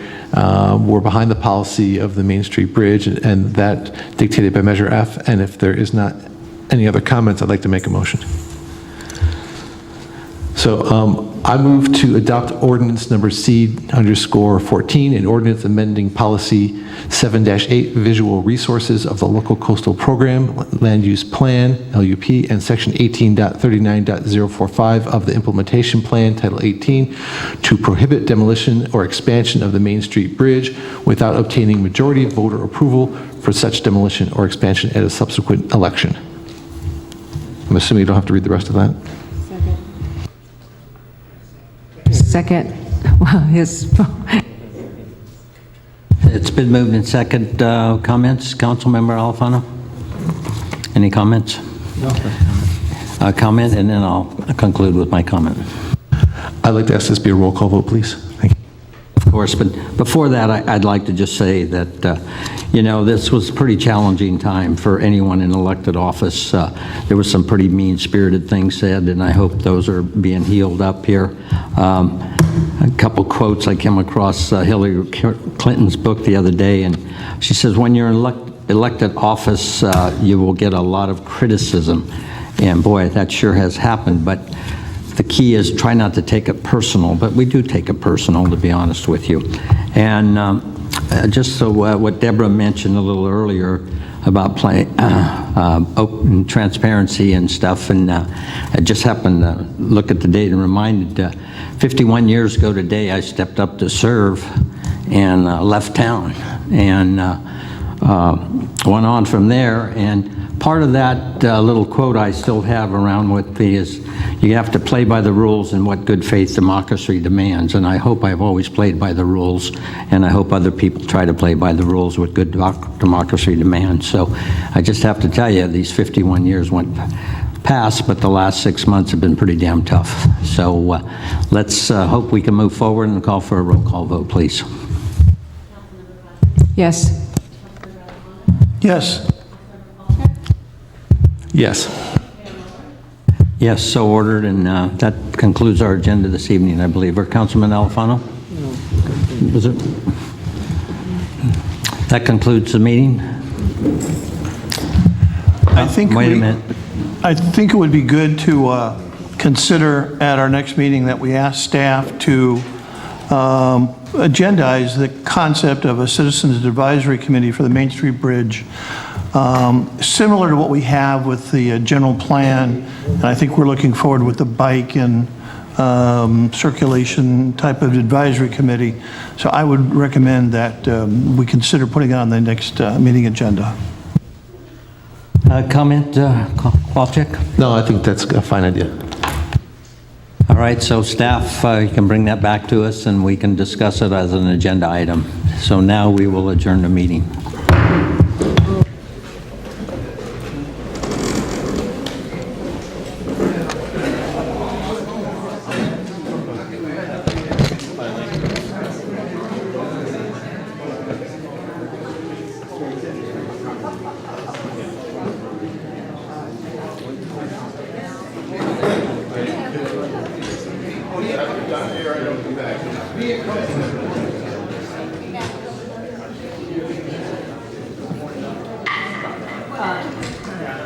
I could, my car is all set up on the property.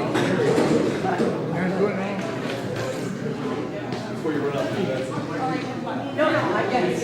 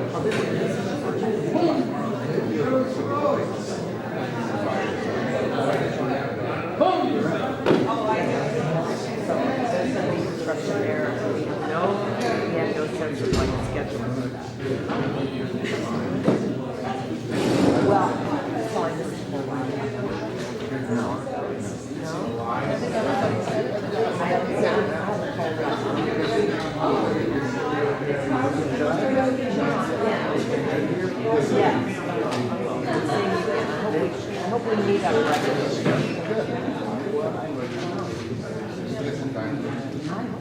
Well, you should know me. We're a brotherhood.